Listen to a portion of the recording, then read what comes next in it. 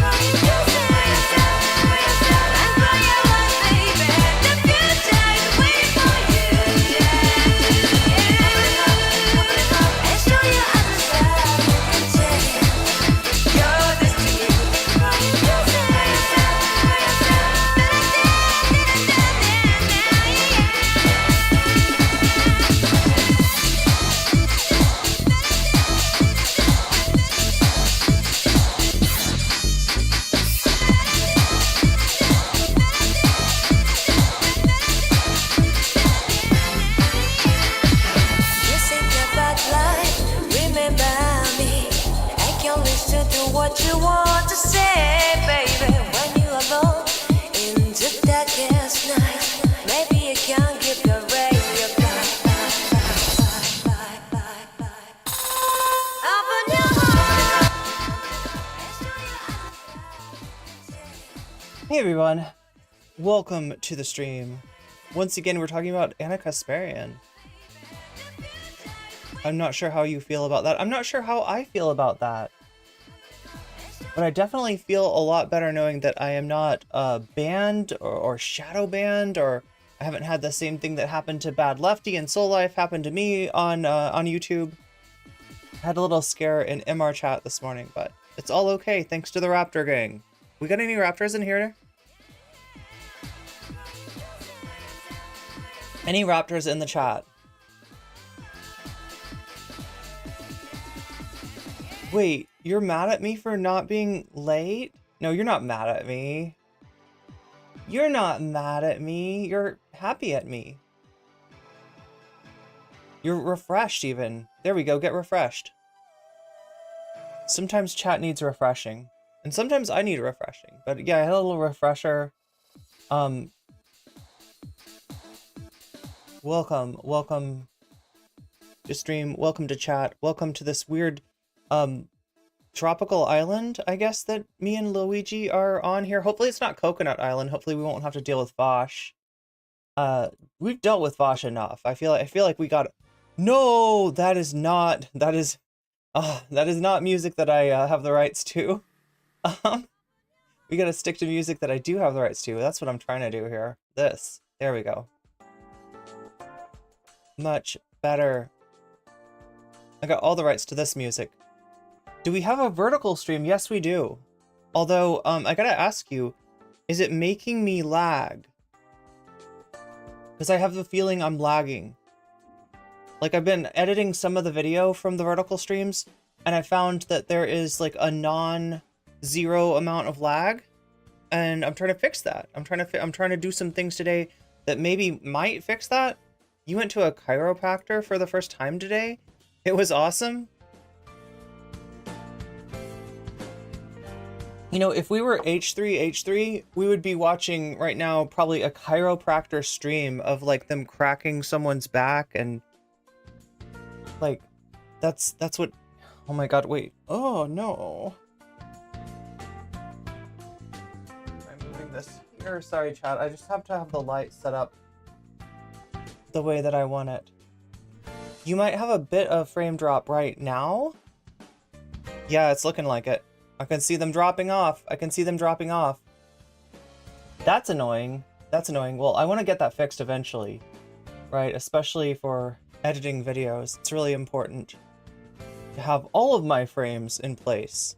There's no reason not to either. You know what the funny thing is though? I swear to God, it feels like the short stream is the one that does not get short. What is it called? Shorted? No, there's a word for this. Short-changed. Yeah, it doesn't get short-changed. The short stream is always okay. But that's not what I'm editing unless I'm doing a TikTok or a Instagram reel or a short or something like that, which I rarely am.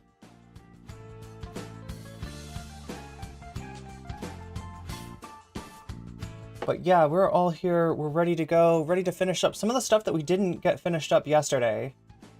It feels like yesterday, it was Sunday though. Oh my god. And chat, guess who's back? Guess who's back? Our guy. Mr. Samir Bavani back with more fart videos. He's back doing what he does best. He's apparently left the transphobia behind for now. Until he sees it trending in the algorithm again, then he'll do more transphobic videos. But for now, we're just doing nerd farts in front of hot girl at school. Yeah, Samir is back. If you don't know about this guy, he does videos with how do I explain them? There's always a must-see ending. There's always a surprise twist. That's what he's known for. He's a storyteller. And these are the stories that he tells. Racist cop arrests black toddler for disturbing the peace. Disabled girl catches nanny drinking. Kid shamed for being vegan, teen shamed for not wearing makeup. Son gets kidnapped by online perv. Racist daughter gets... Oh my god, this is too early in the stream to be saying some of these words. Gets pregnant by stepdad. Millionaire falls in love with homeless man. Teen shamed for being pregnant. Girl dumps boy for crying at movies. Okay, homeless man saves a couple's life. Husband leaves wife for cancer. No, for having cancer. It's not like he left her for cancer. He didn't like turn around and be like, oh, cancer. Hey, oh god, it doesn't work because when I turn around like this, my volume goes down. That's not exactly the effect I'm trying to get. I'm just trying to do the meme. Chat, you know the meme? You know the meme? The guy and the girl are walking, and then there's a girl walking by, and the guy's turning his head, and the girl's like, what the fuck? Why is he's with me? Why is he looking at her? But in this case, the her is cancer. But no, it's actually not. It's the husband leaves wife for having cancer, not for the cancer. That's not, that would be absurd. But don't be, look, when we're dealing with Samir Bavani, the absurd is entirely possible and often is the case. Often what we're getting from Samir Bavani is something entirely absurd. Billionaire steals homeless man's girlfriend. Doctor sacrifices patient to save lives. Father rejects autistic daughter's homeless boyfriend. Woman shamed for not breastfeeding child. Nurse abuses elderly woman. Homeless mother builds a home. Okay, student discovers a teacher is a billionaire. Boy begs mom to save his life. Woman shamed for sleeping with 30 men. Racist Karen stabs man for a video game. Nerd farts in front of hot girl at school. Racist child discriminates black nanny. Billionaire landlord acts homeless to test tenants. Okay. Student gets autistic teacher pregnant. Soldier takes early leave to surprise husband. What she sees breaks her heart. Oh no, he's gonna be cheating on her. That's what's going on. Influencer abuses wife because low views is Steven Crowder. I don't know who we're talking about here. No, Chad. Allegedly. That's the magic word. Racist cop arrests 6-year-old black girl. Homeless man rejects billionaire. Kid copies Grand Theft Auto 6. What? Wait, is that... Oh, that's not out yet, is it? Nerd dumps coffee on bully. Father about to abuse... Oh my god, these titles. But like, I mean, there's some... Like, a lot of these are pretty derivative, too. Like, undercover billionaire is a big theme. Like, somebody is a billionaire, but they pretend to be homeless. And they see how they get treated, and somebody comes by and, like, mistreats them. And that's not cool. And then somebody else comes by and is like, oh, hey, can I help you out? You know, and they by helping out the supposedly homeless person that's actually an undercover billionaire, they end up getting like a Tesla and a house. And like the billionaire is just like, I got all these houses with Teslas ready to give to people that show me kindness when I cosplay an unhoused person. 9-year-old runs away from home, meets kidnapper. Yeah, I mean, bully slaps disabled girl. God, these are just like, I mean, this is the thing. These titles are... I won't say clickbait, because generally, like, whatever you see is kind of what you get. But then there's a twisty twist at the end. There's some kind of twisty twist. And these thumbnails are out of pocket. Entirely out of pocket here. But yeah, he's back. He's making more videos. He got weird and then he disappeared. And then he came back and I don't know where the weirdness went. When I say he got weird, I mean like he started like being like a video where like a kid is like a Kanye fan. This was while Kanye was being anti-Semitic, by the way, right? Kid is gets shamed for being a Kanye fan at school. He did like an Andrew Tate one where like basically it was like Andrew Tate was right.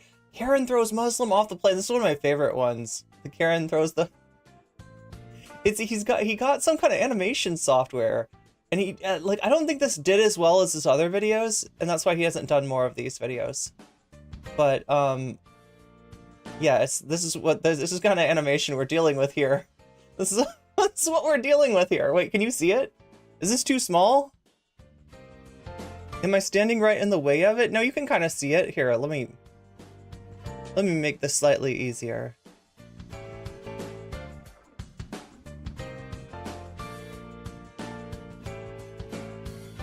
Okay, it's working for some people, but... Whoa, not that one.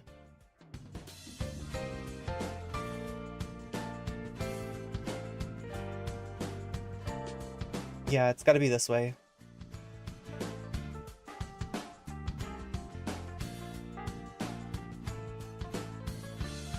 Anyway, he's back. Racist Karen shames Little Mermaid movie. Daddy gets hot nanny pregnant, starring Elijah Woods. What? No way. It's got Elijah Wood! Oh my god! No, wait! I don't think Elijah Woods is... Wait, what is the name of the actual person? Now I'm confused. I just mandala'd myself. Is it the Mandela effect or the Mandela? I think it's the Mandela effect. Wait. Elijah Wood. Yeah. I don't think Samir knows what... wait, there's no way that the actual actor is in this, is there?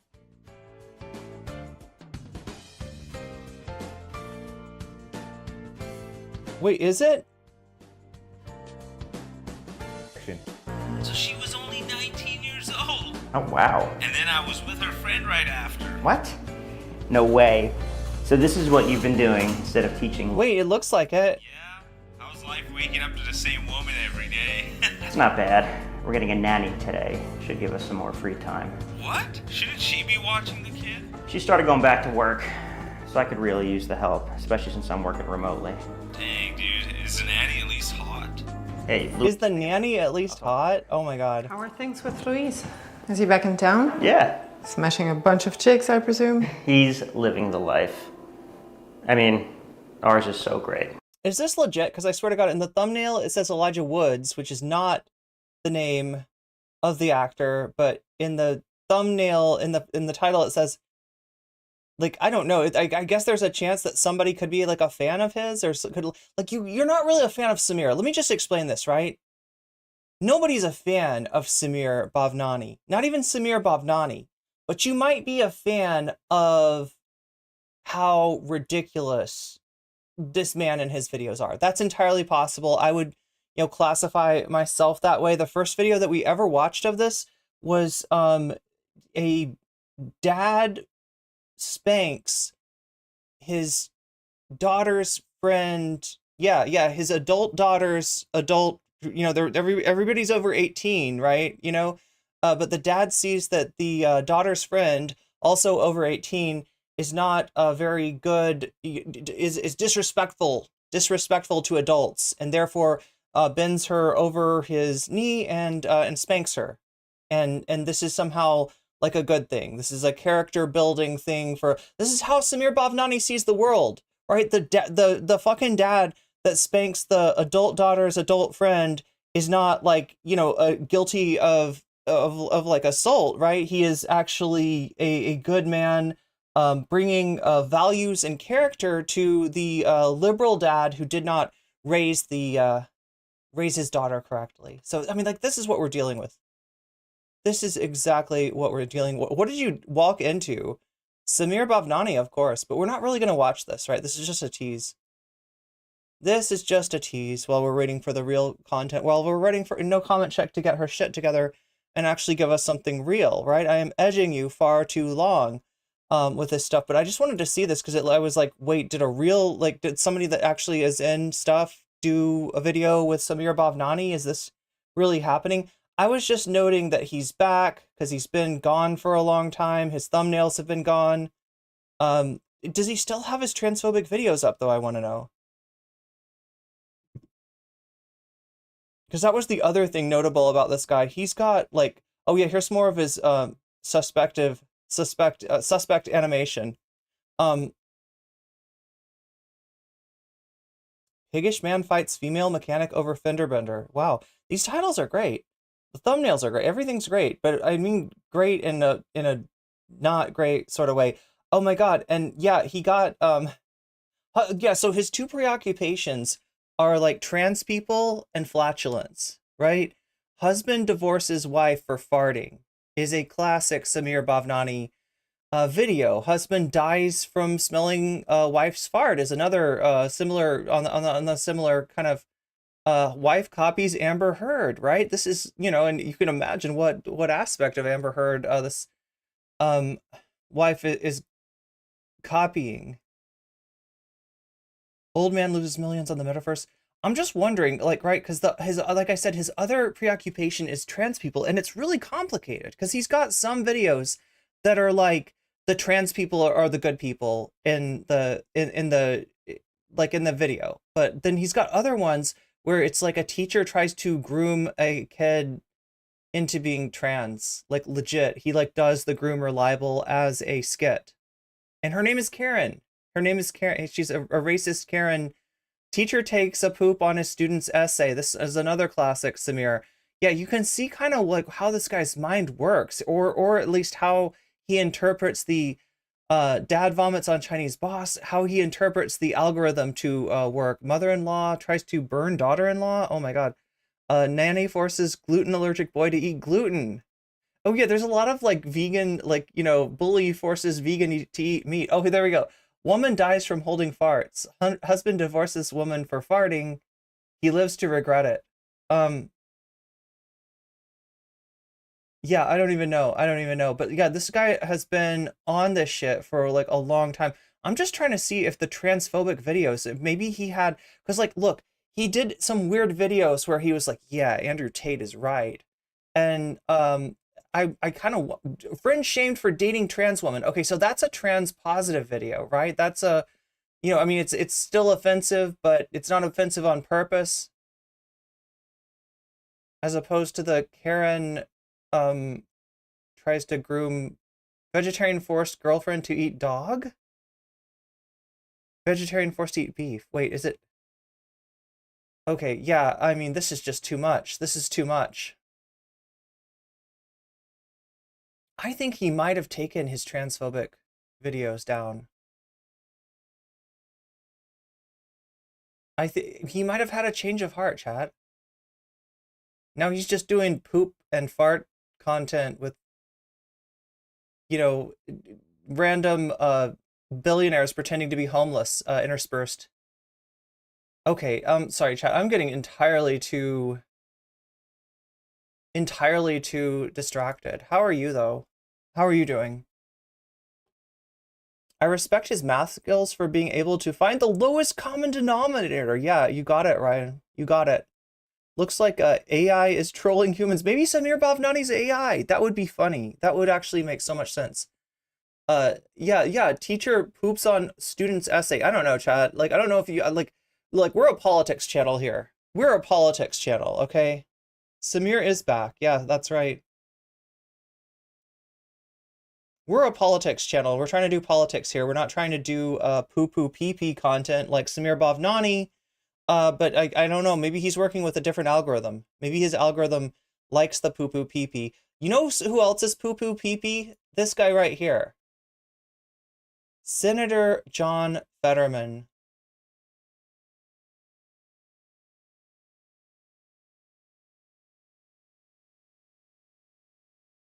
What has he been up to lately? Nothing good.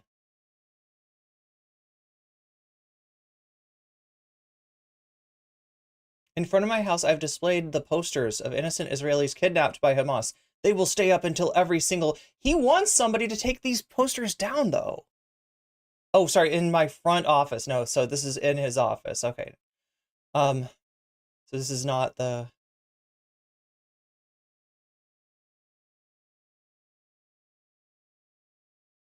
Roads blocked. Okay, so he's complaining about the protests.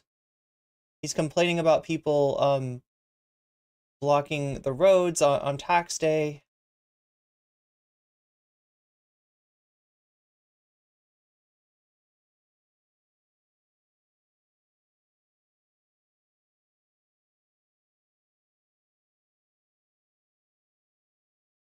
Oh my God.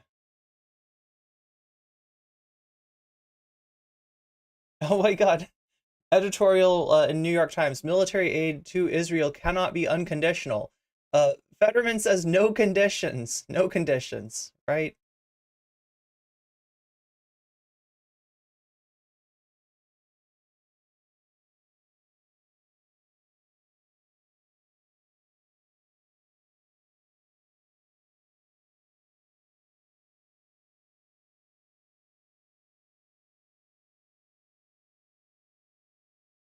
You would think that maybe this means that Fallout 5 is coming out, but as far as I know, it's not. Fallout 5 in the style of Fallout 1 and 2. Those, if you don't know, were role-playing rather than first-person shooter. But yeah, like as far as I know, like they don't have Fallout 5. It's not on the horizon. It's not anything. People are just saying this because they like the Fallout show on Amazon, and they're kind of like, wait, why is there not a Fallout 5 yet? Why are they working on Elder Scrolls when they should be working on Fallout 5? So don't get too excited. Like just because Fallout 5 is trending doesn't mean that it's coming your way, although many of you probably wish it would be. Find Carmen Sandy.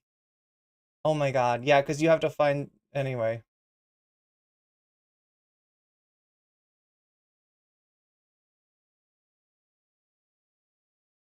You had to F5? Wait, was it buffering?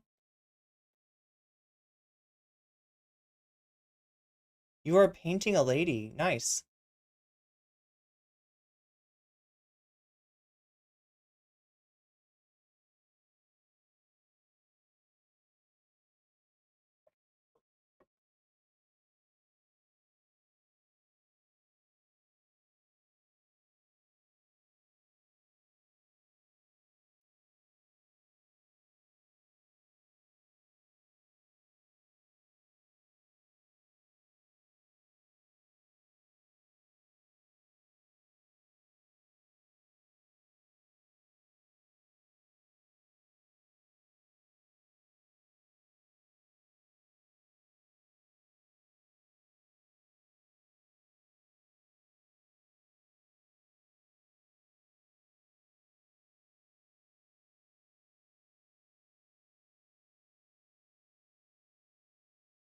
How do you like this? Oh my god. Okay, so wait. I'm like, should we watch one? Should we watch one of these? I've also been asked to watch, so we're gonna do some SFO today, Short Fat Otaku. We're gonna watch this, yesterday? No, we were gonna watch this on Sunday, but it didn't happen. It didn't end up happening because we ran out of time, but yeah, there's a video by Short Fat Otaku that people in the Discord have been asking me to watch. Short Fat Otaku thinks that he's figured something out. He thinks he's really smart, whereas Bethany Mandel cannot come up with a reasonable definition for wokeness. Like she wrote a whole book about wokeness, but she can't explain what she means. What is wokeness? How do you explain what is, like, act like I'm from Mars. Explain to me what wokeness is. And she can't do it, right? But SFO, Short Fat Otaku, can, apparently. And it has to do with Marxism. It has to do with Marxism. So, yeah, as you can imagine, it's a very funny theory. It's a game theory. It's a political theory. It's some kind of theory. But I think he's missing a few things. So we're going to watch that today.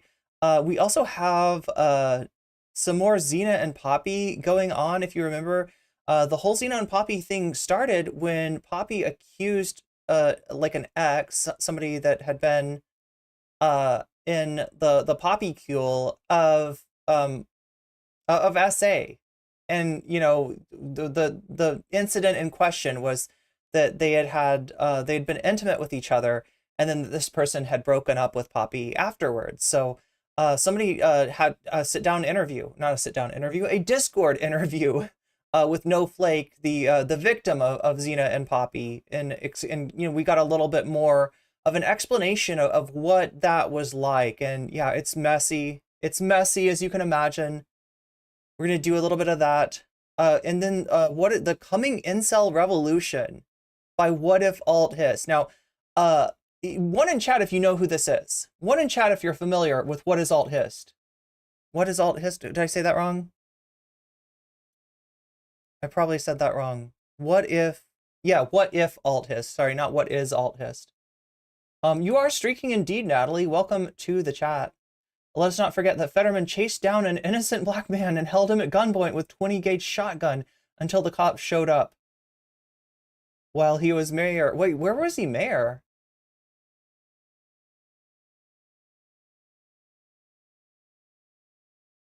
Roland, do you want to define wokeness for us? It sounds like we got a dictionary, not a dictionary Dan, but a dictionary Roland. in chat?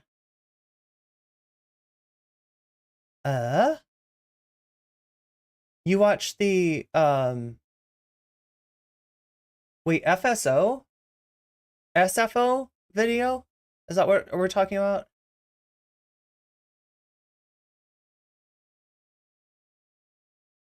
I feel like it's rejecting your chats, Roland. I don't know. For some reason Twidget doesn't like what you have to say.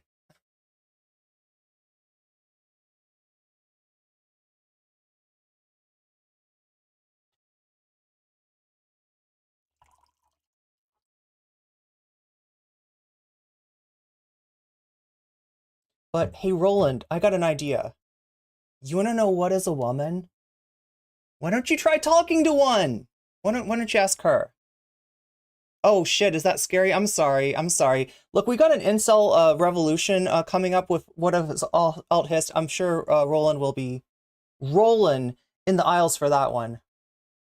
Looking forward to that.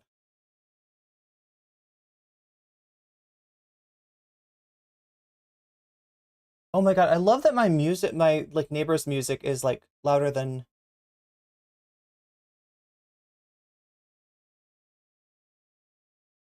But yeah, we got a lot to get through today. So I might as well just start, I guess. I don't know. What do you think, chat? Should I just like edge you for an extended amount of time? Oh my god, I'm bugged by the fact that my frames are slipping. Like we're dropping a lot of frames. 18 frames per second is not enough, okay? Not enough.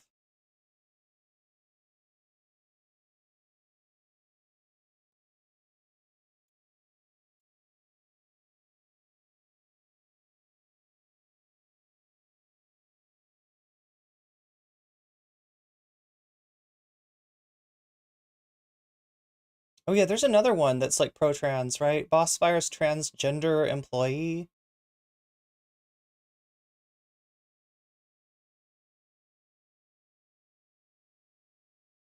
But yeah, he did a few pro-trans videos and then he did like some groomer libel to just make sure to, you know, both sides. I think he took it down. I don't see the...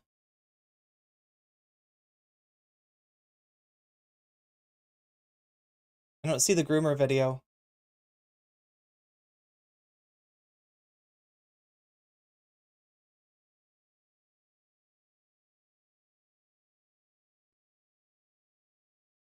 Oh, no, there it is. We still got the groomer video. Okay, okay. So yeah, no change of heart for Samir Bavani.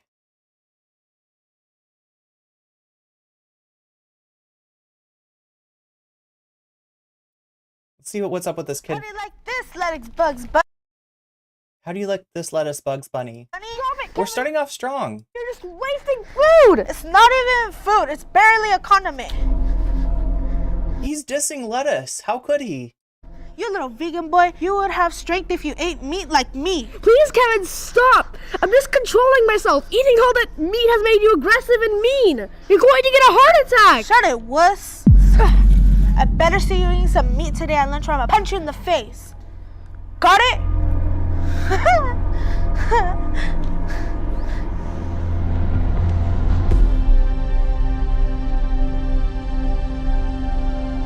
You know, here's another theme in Samir Bavani's videos. Like, I don't think that he understands, like, how people eat food. Because as you can see, let's take a look at his lunch. The vegan kid, right? What's he eating for lunch? What's he got?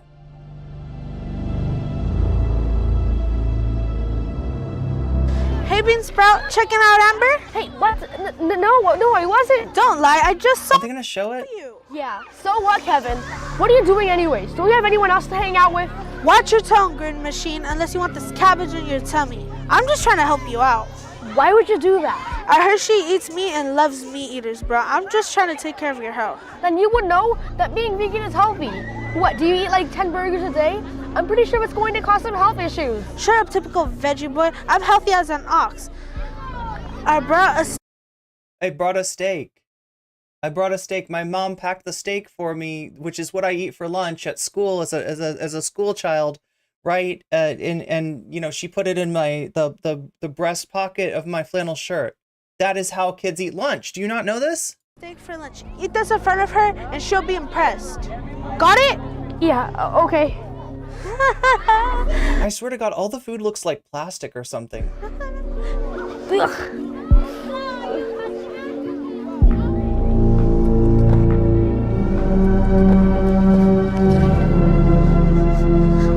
Did you see what the kid has, the vegan kid? He's literally holding lettuce and a couple of French fries. That is his lunch. That is what vegan kids eat, apparently. Hey, fool. Here, quick. Eat it in front of Amber. Time No condiments, no sauces, no nothing. Just you know, French fries and to lettuce. impress her. It still has blood coming out of it, Kevin. I really don't want to. I'm pretty sure it's plastic. I don't think it has blood coming out of it. Look, bro. She's looking now. Take a bite. She'll love you for it. Yeah, girls love it when you eat a steak with your hands. Just like, oh, yeah. That's,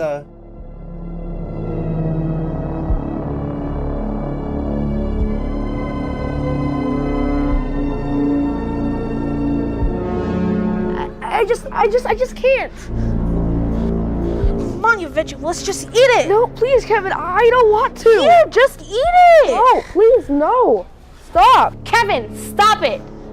Huh? What, Amber? Why are you forcing Simon to eat meat? Isn't he vegan? Yeah, can you believe it? He's such a wuss. I told you last week. I thought it was cool that he's vegan. So why give him meat today? Oh, hi, Amber. Really? You think it's cool that I'm vegan? Yeah. And you told Kevin all this last week? Yeah, well, I mean, we weren't like talking about you or anything. Strange. That's around the time Kevin kept giving me crap about being vegan. Hey, oh my gosh, I almost haven't put this together. It's almost like he doesn't want Kevin, like Simon and her to... shut up, you two. You eat meat yourself, Amber. Yeah, well, Simon and Amber, yeah, he's trying to look at this. He's like, he's telling Simon the opposite of the truth about how she feels about veganism. I've been trying to get off of it. I told you this. Wow, you have, Amber? I could help you with it. Really, Simon? I love that. Hey, what's happening? Amber, you need to back up and get out of here. Simon's gonna start liking meat today. You better back up, Kevin. Or what, Amber? Or I'll tell the principal. Go right ahead, you bean lover. Kevin, you have gone too far. What you gonna do about it, bean Kevin, you have gone too far. sprout? It's one thing that you give me crap, but I'm not going to let you push a girl to the ground. You need to back up. Come on, Vegan-Eater, let's see what you got. The Veganator. My third degree black belt, Kevin. I'm warning you, stop at once. Let's see what you got.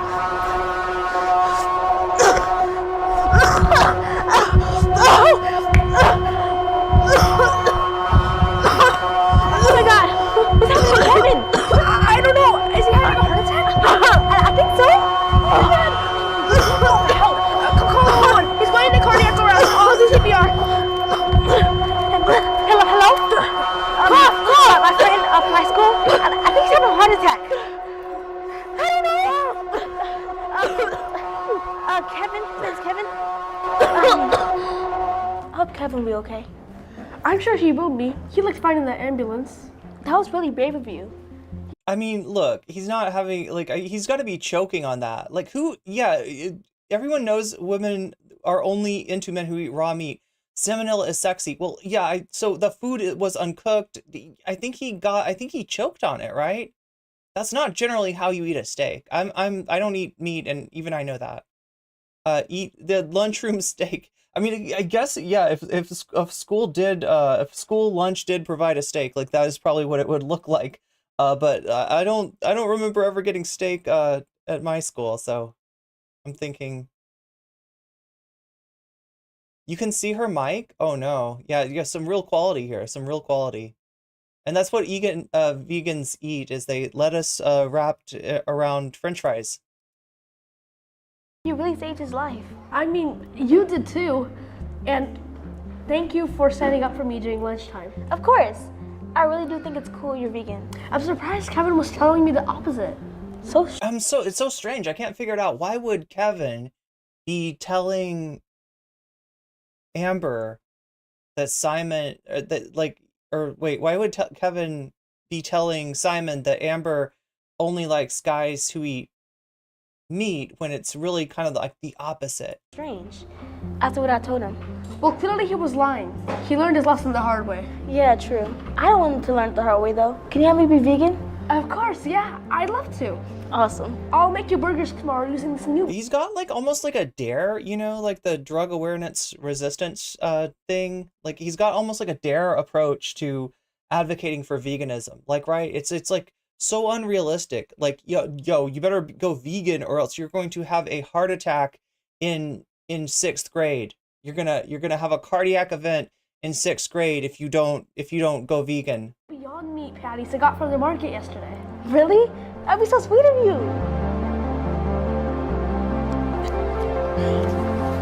There we go. Now they're eating lettuce together. Hey guys. Oh, wow! Kevin, it's so good to see you. Really? Yeah, we're so glad you made it. I thought you guys would hate me after my behavior. Kevin, hate is so unnecessary in the short lives of ours. Well, thanks, Simon. I love how kids, that's really how kids talk. Hate is so unnecessary in the short lives we live. I just want to say thank you to both of you guys for saving my life. I guess I really did need to lay off the burgers. Oh, it's cool. Yeah, no problem, Kev. Hey, Kevin, do you want to have lunch with us? So, are you two dating or what? Yeah. Great. So happy for you. What's wrong, Kevin? What's the problem? Well, that's why I started picking on you, Simon. After I found out Amber liked you for being vegan, well, I got jealous and started picking on you instead. I'm sorry, Kev.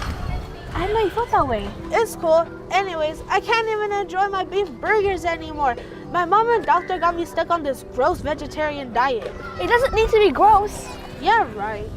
Here. No, he's got food in his backpack. These kids are carrying food in the weirdest way. Like nobody even has like a brown paper bag lunch, right? Let alone like a lunch box or something like that. They're all putting it in their pocket or their backpack. It's like, it's so weird. Steak? What are you doing with steak, Simon? It's not just a steak, it's a Beyond Steak. It's Beyond Meat, vegan steak. There's a vegan steak? Here. Yeah, and it's got, my backpack has a special slot for my vegan steak. Have a bite. Everybody's eating steak for lunch at this school. What is up with this?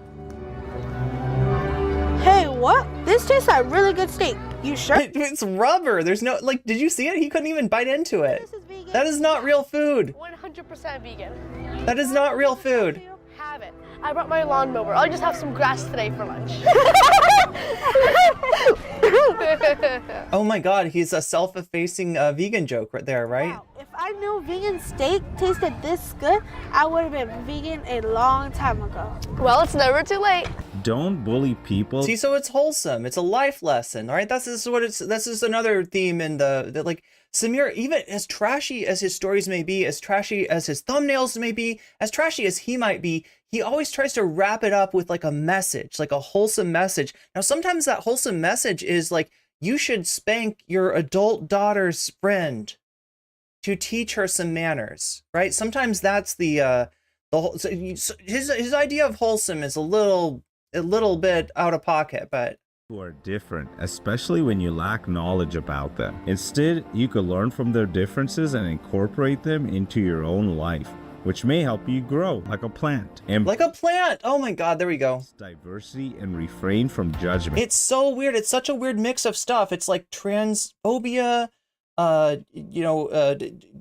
anti-fart shaming, and vegan advocacy. It's such a weird combination. It's through understanding differences that we truly learn and grow. Respect others' uniqueness, for in embracing diversity lies the path to personal enlightenment. Kevin successfully became vegan with Simon and Amber's help. Kevin stayed friends with Simon for another 5 years, but that friendship ended when Kevin tried to make a move on Simon's girlfriend, then fiancée Amber. Simon finally decided he had to cut off ties with Kevin. But that's a whole nother story. That's a whole nother story, but don't worry, Kevin will go on a spiritual journey and he'll change Kevin will be homeless, and then they'll meet him on the street and they'll both fart on him, but then somehow he'll get redeemed. I don't know. It's like, if you watch enough of these, you can kind of predict the plot. Like, if there's a sequel to this, I could almost write the script for it already. Anyway, that is That is your Samir Bavani for the day. That's all I will subject you to. Natalie is subjecting us to some more Fetterman here. So yeah, Natalie just quote retweeted Fetterman. I don't know who needs to hear this, but blocking a bridge and berating folks in Starfucks? Oh wow. Starfucks isn't righteous. It just makes you an asshole. Yeah. So, oh my God. Civil disobedience apparently makes you an asshole. So this is Fetterman when he was mayor. Is the mayor being given special treatment? Only on 4 tonight, reporter Bob Mayo digs into the controversy. Bob Mayo? His last name is really Mayo? It happened just down the road by... His name is Mayo! I don't mean to name shame, okay? If your last name is Mayo, you are fucking valid, okay? I don't know. I didn't know it was a possibility. Wait, the Mayo Clinic, yeah. Wait, I should know this. There's a Mayo Clinic. It's probably named after somebody named Mayo. What did I think? It was the mayonnaise clinic? Did I think that it was like Hellman's Mayonnaise had sponsored the clinic and that's why it was? I don't know what I thought, chat. Brought to you by Mayo. Fetterman's home when he heard what he thought was assault rifle gunfire. He chased a man that he thought was responsible, then pulled a shotgun to confront him until police arrived. With my son, my 4-year-old son. He racially profiled this dude. He heard what he thought was a gunshot. Then he saw a black individual. And he goes and chases him down. And I heard approximately a dozen or more what clearly sounded like assault rifle gunshots go off. Mayor John Fetterman says he rushed his son inside, called 911, and took off in his truck after a masked man in black he saw running. But Chris Mayeras, the man Fetterman confronted, turns out to be an innocent jogger who police say he was jogging. Yo! Oh my God, this guy had no weapon. There wasn't any assault rifle shots. It was bottle rockets behind the library. Look, I mean, racial profiling is no joke, and I'm not trying to make it into a joke, but it is kind of wild when the racial profiling goes on not by the cops, but a racist vigilante mayor, right, who literally is chasing down a jogger. Did have a weapon. A 20 gauge shotgun under the back seat of my truck, which I pulled out and I showed to just say, look, we're going to wait here and we're going to get this all sorted out when the police are. We're going to get this all sorted out and they'll figure out you're a jogger. Mayeras and the mayor tell very different stories. He says Fetterman followed me into North Braddock and pulled a shotgun and aimed it at No, wait, North Braddock is a road, I'm guessing? my chest. Did you point the shotgun at him? No, I did not. I pointed it, away so that he would see that I was armed, but I did not point it at him. In fact, I didn't even have a round chambered or remove the safety at that point. For both men, it was frightening. North Braddock's police chief says his officers tell him the shotgun incident was over when they arrived. Mayeras says that's not true. The police tried to laugh it off. I mean, there's a mayor with a shotgun and 6 other cops surrounded me. What else can I do but this? I believe I did the right thing, but I may have broken the law during the course of it. I did the right thing. No, you're a fucking racist. And, I'm certainly not above the law if I did, but what I did in a split second out of concern as the father and the mayor. He's trying to make it like it's okay. He's trying to justify what he did. I mean, you're the mayor of Braddock. Look, he wasn't there. He thinks he hears a shotgun, right? Which could have been a car backfiring, or there's a lot of sounds that sound like shotguns, right? And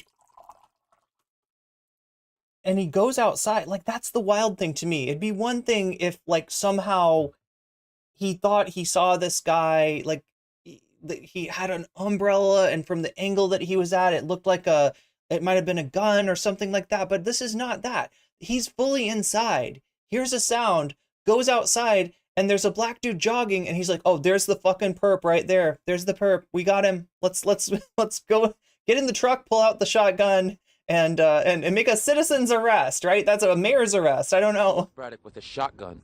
After meeting with both men, North Braddock's chief is advising Mayeras to bring his concerns to county authorities. So far, Mayeras has not filed a formal complaint with either Allegheny County Police. I love that the reporter for this is named Bob Mayo. Or the district attorney's office in North Braddock, right at the border with Braddock. Okay, wow. That is amazing. Thank you, Natalie. So, yeah, that's Fetterman for you. That's what he's been up to. Did the teacher poop on the lettuce too? I mean, yeah, it would. If there was a teacher involved, they probably would. you can see her. Oh yeah, in the pic. Who brings a steak to school? Indeed, the food was uncooked. I feel like, yeah, if there's any real plot reason for the kid to choke or to have that health issue, I think it was because he was probably choking on a piece of. I mean, you can't like. It's not like a video game where you just like, I'm gonna power up on the steak and then I'm gonna kick your ass, right? If you chew meat too fast, you can choke on it, and if you're like trying to get in a fight with somebody, I mean, I would say it's very likely that you might choke on something like that.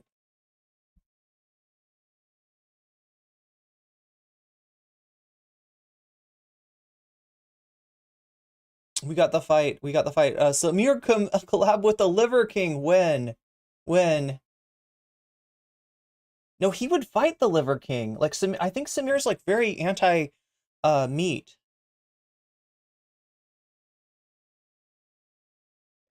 The child of the Liver King is very intimidating. I think I'm getting the moral of this story. Yeah, what is the moral? What did we all learn from the story of... I usually use a fork. Yeah, you would think so, right? The child had a heart attack, grew up to be Macho Man Randy Savage. Nice. Maybe his tapeworm came up. Yeah. Heart attack at 12-year-old, as though kids don't have enough to worry about. Yeah.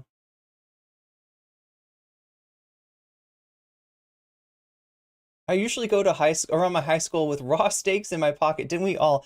I mean, yeah, that's the weird thing too, and it's very dry for like an actual steak. If you cook it, it's juicy and it's wet. I mean, I know enough about meat to say that.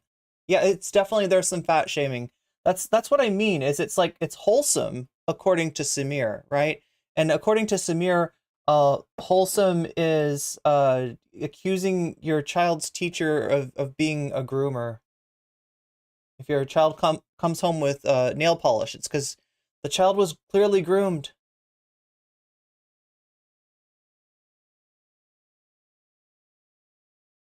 They didn't even wash their hands. Yeah, it's so weird. I mean, I don't know. I guess it's just shortcuts. Like, he writes a script, he doesn't really think about it, and like they're kind of like, okay, so where's the prop? Oh, here's the fake steak. Here's the prop, right? There's no like, I don't know, like all the food in Samir's shows and in Samir's videos are like, it's disgusting. All the food is like weird and plastic, and or sometimes it looks like it's been sitting around for like 6 days. Yeah, that's how kids talk, after my behavior. What is up, Campos? High quality audio for a famous YouTuber. Yeah, I couldn't tell if that was his audio that was clipping or if I had it turned up too loud or what was going on.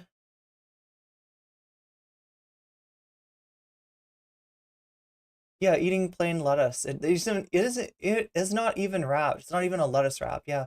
Spanking your adult daughter's friend is a different kind of video. Well, here's what's weird, right? I'm trying to remember.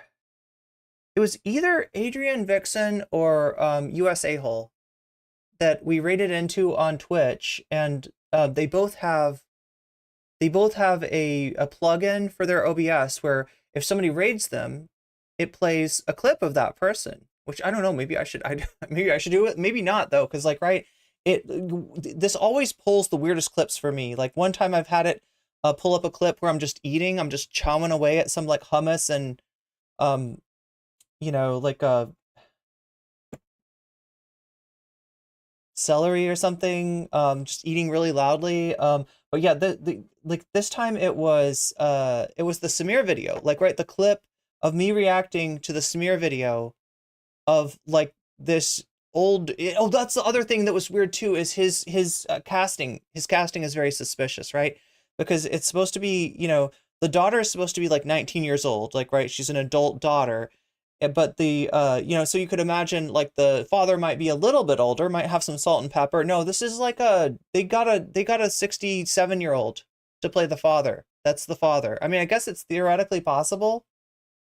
I won't say it's impossible, but that was the video of mine that played in some when we rate it in. It's like, here's your introduction. If you haven't ever watched her stream before, here's what she does. She watches like old dudes spank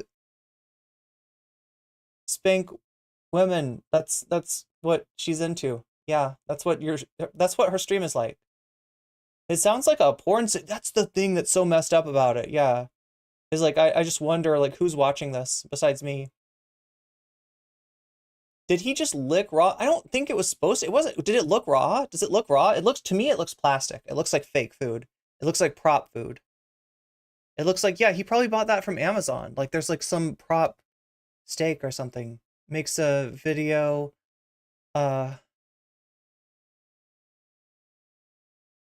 Way far right. Twitter bots imagine DE. Oh, the way he makes the video is how.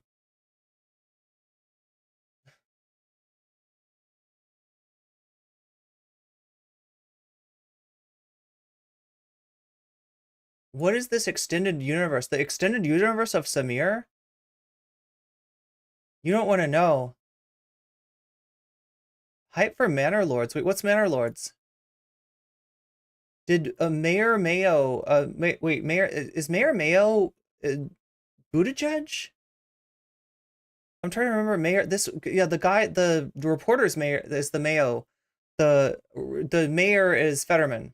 Pay tumor media for special treatment in advance. That's the best way, is to pay tumor media up front. Reporters share the same vocal affectation. Once again, jogging while black is dangerous. Isn't there a city where they just banned ski masks? Like I feel like I remember there was some place that they banned ski masks.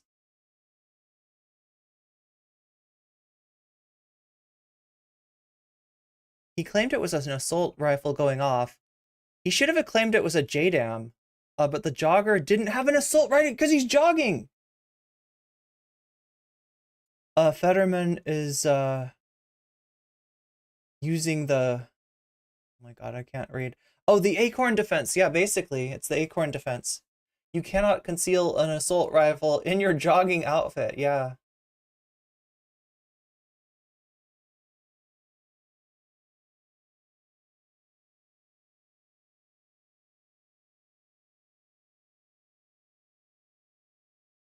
Liver King would power up by eating animal balls. Probably. Super vegan powers activated. Yeah, it's so bad.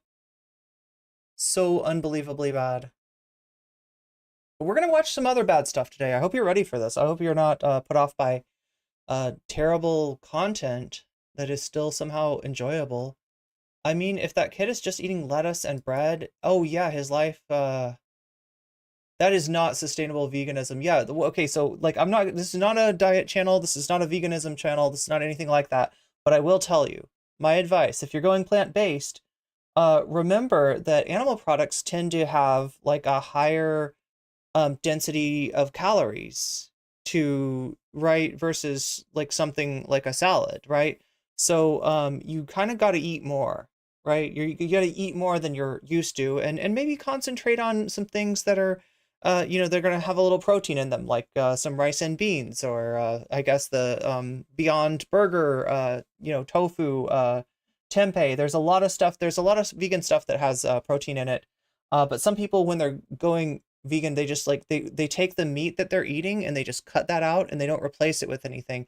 And when you're doing that, you might be eating like so few calories that you're going to be really hungry. You're going to feel really sick. Protein deficiency is a little bit overemphasized. You're not as likely to be protein deficient, at least not in this culture, if you got sufficient calories. But yeah, if you're not replacing the densest part of your diet with something else, then you might not have sufficient calories. So extended universe of telling us the lives of kids in the prologue. Oh wait, what, the corn stuff is weird. Wait, can somebody explain corn to me? QUORN. That is that is one vegan food that I don't think I liked. I don't think I liked corn. I've tried it before and I was not impressed. I still think it was the right thing to do. Yeah, what is wrong with him? This is like Alec Gunter levels. Oh my god. Look, Alec, just like apologize to Lyrics, all right? And apologize to your chat too. You know, if you're trying to be like a trans advocate, if you're trying to be like a LGBT advocate, you shouldn't be shaming people for taking it up the ass. That's out of pocket entirely. I saw that What a Fault Hiss's original incel video got reinstated. Yeah, so now there's two of them. They're competing with each other. I love to see it. I love to see it. I don't know. Although, to be real, I feel like they're far enough apart where he'll probably end up getting more views, not less views. Plus, there's like a controversy around it. I love beans and rice. Yeah, it's one of my favorite things to eat. It's favorite combinations.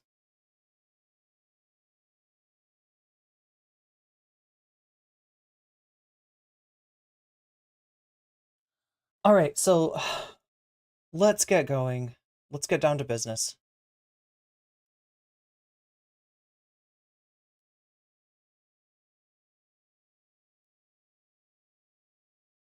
And I will put away the Samir Bavani.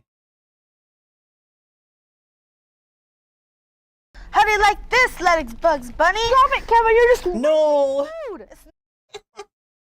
Oh, like, let's get away from this.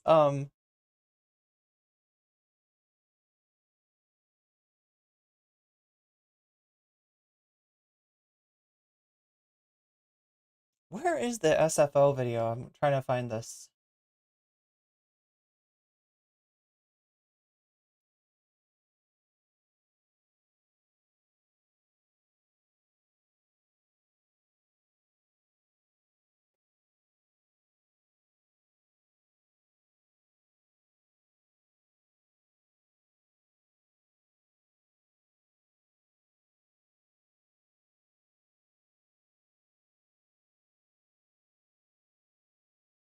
Thank you very much, everyone. No.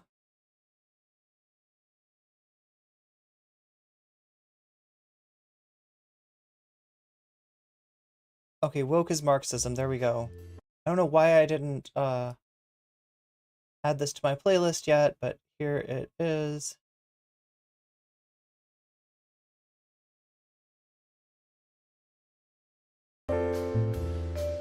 Ah, we got the coffee. I'm drinking tea today, though. The word woke has really caught on in the past few years. I've seen Melanie Mack and Stuttering Craig and Yellow Flash. Oh my god, I was afraid that was tomfoolery. No, actually, we can't get banned for watching banned streamers anymore. Use it on side scrollers all the time. I've seen my pals Sargon and Arch and V all use it. I've even started to see more center-left lib types begin to use it to make fun of absurd progressives. The way it's used by most people is to make a vague gesture towards hyper-progressive. Oh yeah, so if you don't know who this guy is, this is SFO. I think he was a Gamergator back in the day. If I'm not, you know, forgive me if I'm not completely aware of all the SFO lore, but I think like the origin story of SFO, Gamergator back in the day. And now he is a Brianna Wu orbiter, which is a really strange place to be, but I'm sure it's lucrative. I'm sure, like, I don't know, something like, I think Brianna basically pays you to be her friend. I feel like that's Brianna Wu's content slash relevancy strategy, right? And yeah, this is SFO, you know, always on, it's always like a Wick panel. It's always like a Wick panel. Like, it's like, he's got, I'm sorry, I gotta say SFO. You got bad taste in lefties. You got terrible taste in lefties, all right? Quasi-socialist politics. And the fuzziness around the label has allowed for some strange baggage to be snuck in with the word.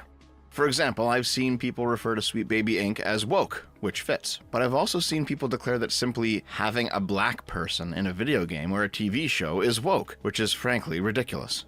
Seeing as there is something real being pointed at with the word woke, but also that people regularly miss the mark with it, I'm going to actually explain the concept behind the label. Yes, I know I did this. Here's the thing though, this would make sense if you had come up with the label, or if you were aware of the context within which the label had been come up with, right? He's not though. Spoiler, he doesn't even mention it, right? This is a word that got appropriated out of you know, AAVE a long time ago, and just had its meaning completely changed. It just meant you're aware of the reality and the ubiquity of you know, like things like white privilege, and like that was the original meaning of the word. Video a year ago where that was right wingers like heard people saying it, and they kind of assumed, oh, it's just like what like libs say about like liberal stuff, and then they like turned it into this like pejorative. And I mean, at this point, it's lost like any sense of meaning. When right-wing author Bethany Mendel went viral after Brianna Joy Gray asked her in an interview what woke meant, and she couldn't answer. Probably fewer of them consider themselves to be woke, and so, you know, when we talk about traditional what does that mean to you? Would you mind defining woke? Because it's come up a couple times, and I just want to make sure we're on the same page. So, I mean, woke is sort of the idea that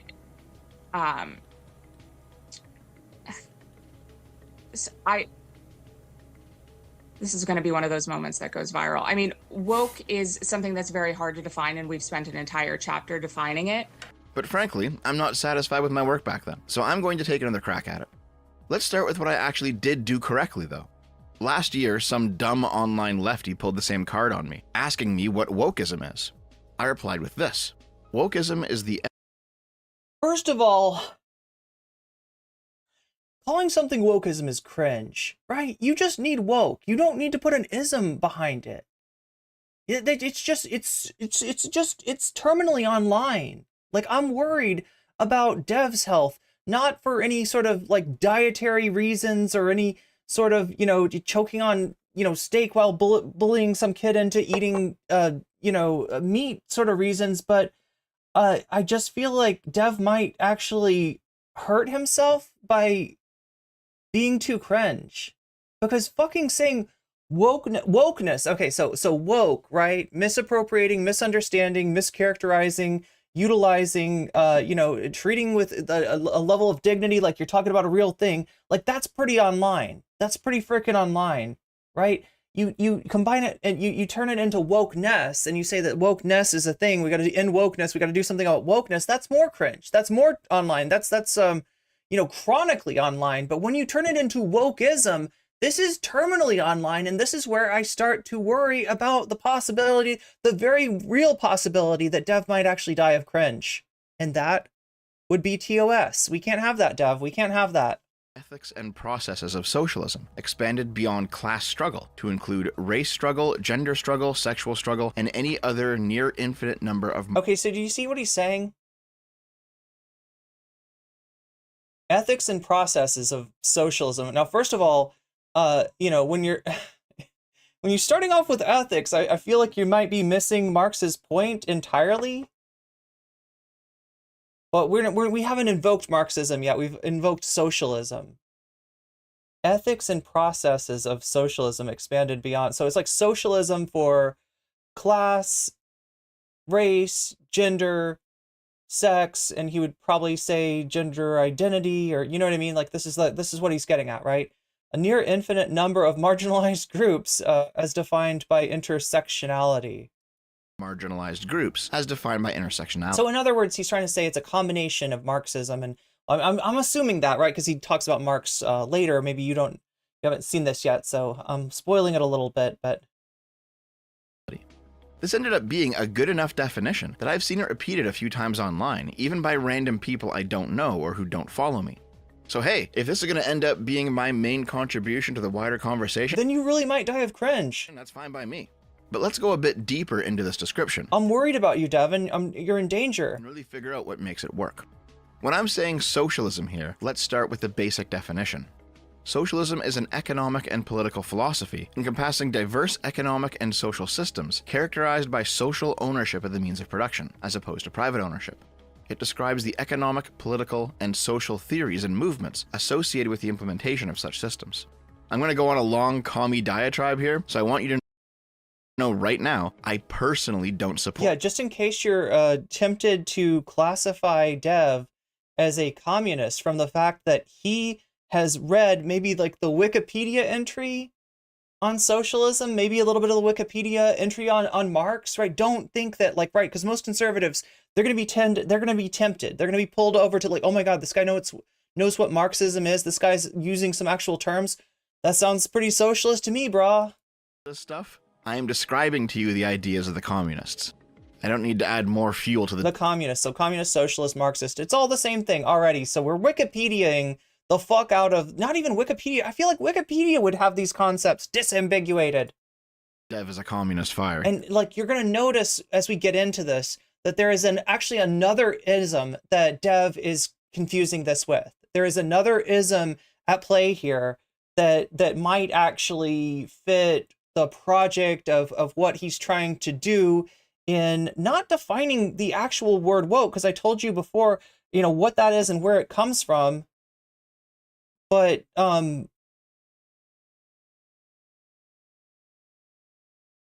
define the bastardization of the word perpetuated by right-wingers, and like Dev mentions, some reactionary lefties too. For Karl Marx, class is specifically defined by its relationship to the means of production, aka the tools used to create products. Marx identified two main classes. First, the proletariat. These people work the means of production but don't own them. They sell their labor to the owner in exchange for a wage, and the amount of leftover money after the cost of tools and materials and labor are subtracted from the sale price of the product is called surplus value.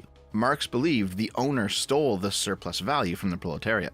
Secondly, the bourgeoisie. So now here's where I'm gonna try to like, I don't know, I'm gonna try to interpret where he's coming from, like where these ideas are coming from, right? I think he's noticing, although he's not saying it, that wokeism, however he defines it, it always seems to relate to ideas of equality or inequality. And that what else cares about equality and inequality? Socialism, Marxism. Not exactly. And so therefore, like, it's weird world building. And it's like he's up his own ass in a way that's hard to explain. He's huffing his own farts somehow. He's like, it's like assception. Like he is the woke Ouroboros that Peter Coffin predicted. Bourgeois. These people own the means of production but don't work them. They contribute no labor to the production process. So what he's saying is that, like, because he's going to get into intersectionality later, one vector of oppression or conversely of privilege might be economic. And, in that case,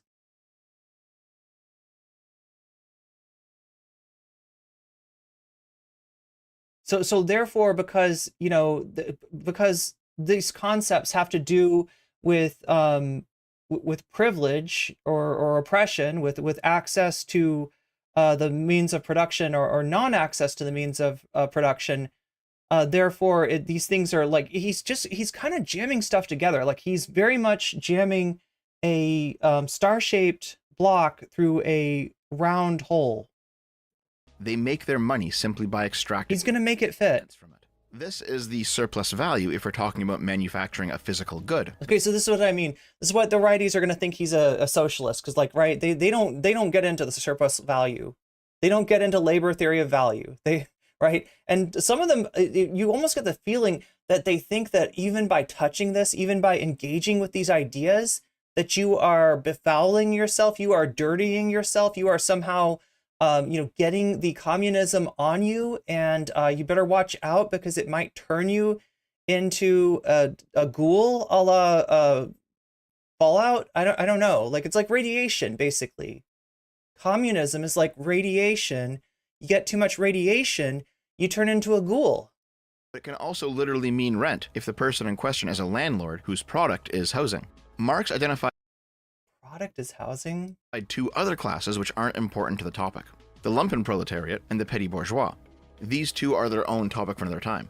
But for our purposes today, it's the proletariat and the bourgeois. Those who work but don't own, and those who own but don't work. These two groups have inherently opposing interests due to their differing relationship to the means of production. The bourgeois is always incentivized to extract as much surplus value from the proletariat as he can, and the proletariat is always incentivized to resist this process. This is a zero-sum. Like, he's skipping over a lot. He's skipping over the concept of accumulation, right? That like, you start off with situations where, you do have people owning their homes and you also have capitalism that starts to go to work. What does capitalism do?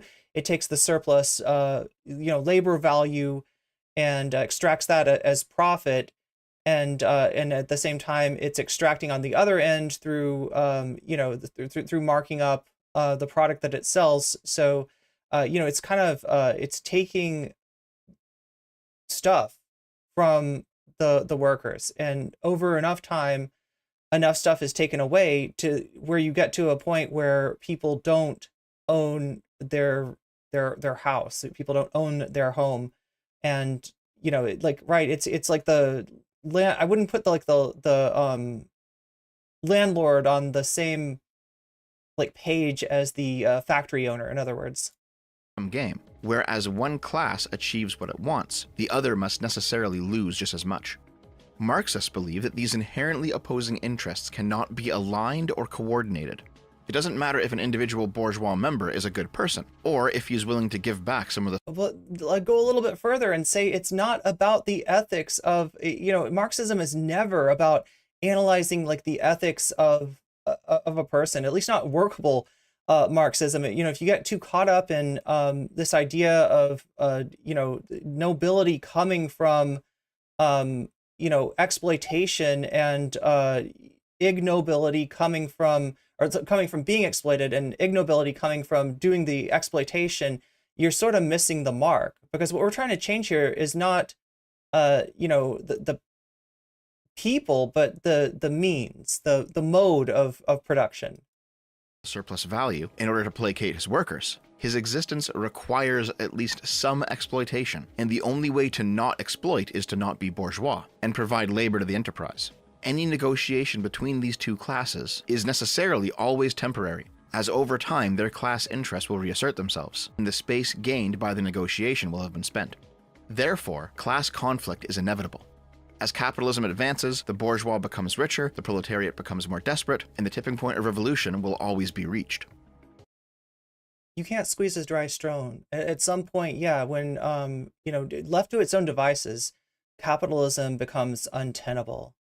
The other there's different forms of capitalism. There's different ideas with ideals within capitalism.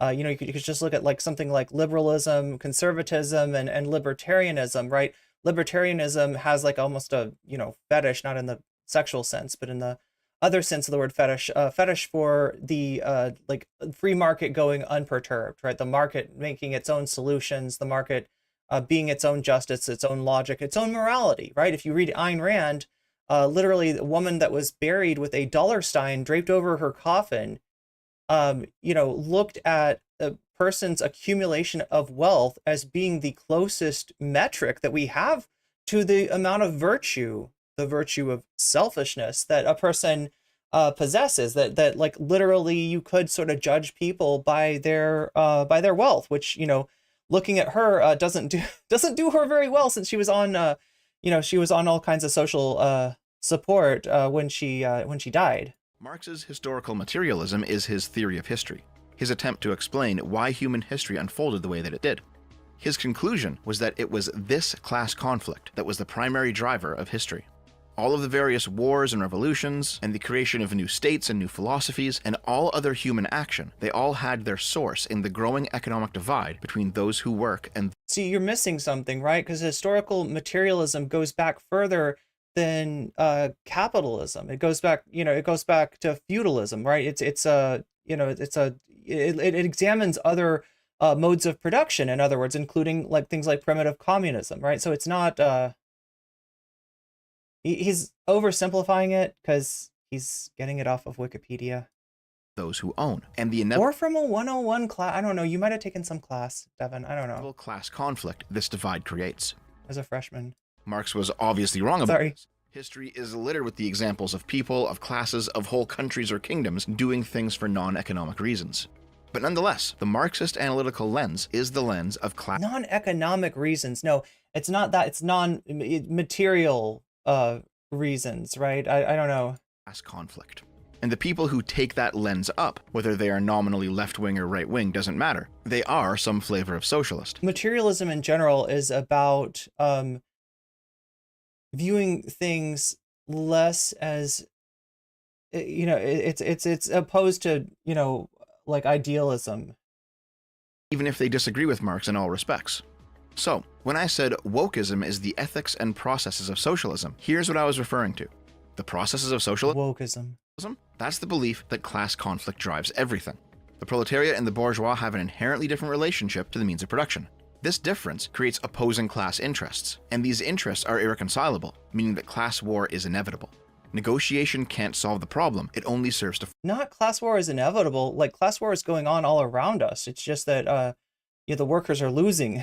Forestall it. And a smart person would use... Workers are not able to fight back. ...the temporary peace only as space to prepare for the next war.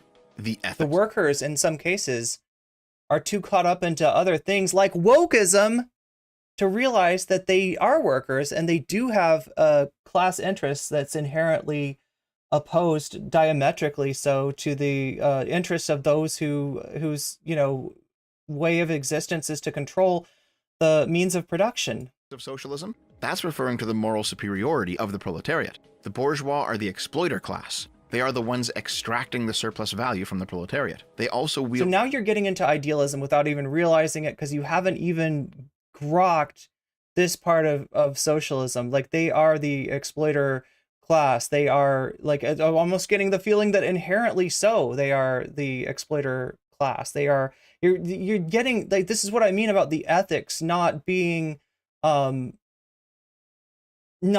being, like the, getting caught up in the ethics of the bourgeois versus the proletariat is not a very productive way to understand these concepts. Disproportionate power over the proletariat. A worker must sell his wage to a boss in order to survive. Liberalism may have granted him the freedom to choose which boss, but he must nonetheless sell his labor or starve. But the boss, if any one worker decides not to work for him, it's no big deal. There's always another worker that he can hire. Therefore, any negotiation between the proletariat and the bourgeois has an inherent power imbalance in favor of the bourgeois, making the Actually, no, there's an inherent power imbalance on the other side of it, right?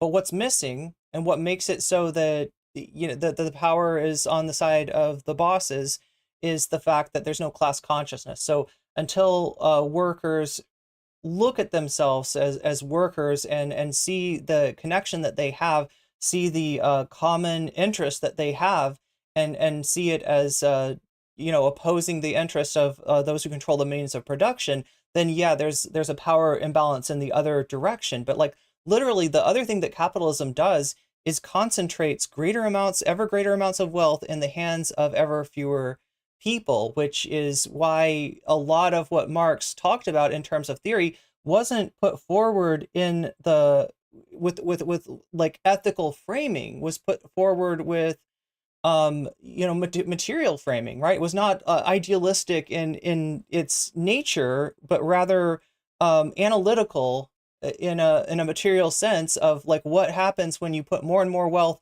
in the hands of fewer and fewer people. Well, those fewer and fewer people have more and more control, but they're also making the situation for those who work for them more and more untenable. And they're also sort of siloing themselves off in another world where they're not even aware of what it's like for the worker. And in that, Marx hypothesized that capitalism contained the seeds of its own destruction. Those being that now there's fewer and fewer people over here on the side of the the capitalist, and there's more and more people forced into not just being workers, but being workers living in an ever more precarious situation. Negotiation itself coercive and exploitative. It's for this reason that socialist morality isn't concerned with rules or deeds. It's concerned with outcomes, and only outcomes in favor of the proletariat. Anything is permitted. So there's what he says is like everything is permitted. Like he's going into like a temple. It's just like a temple Thanos moment, right?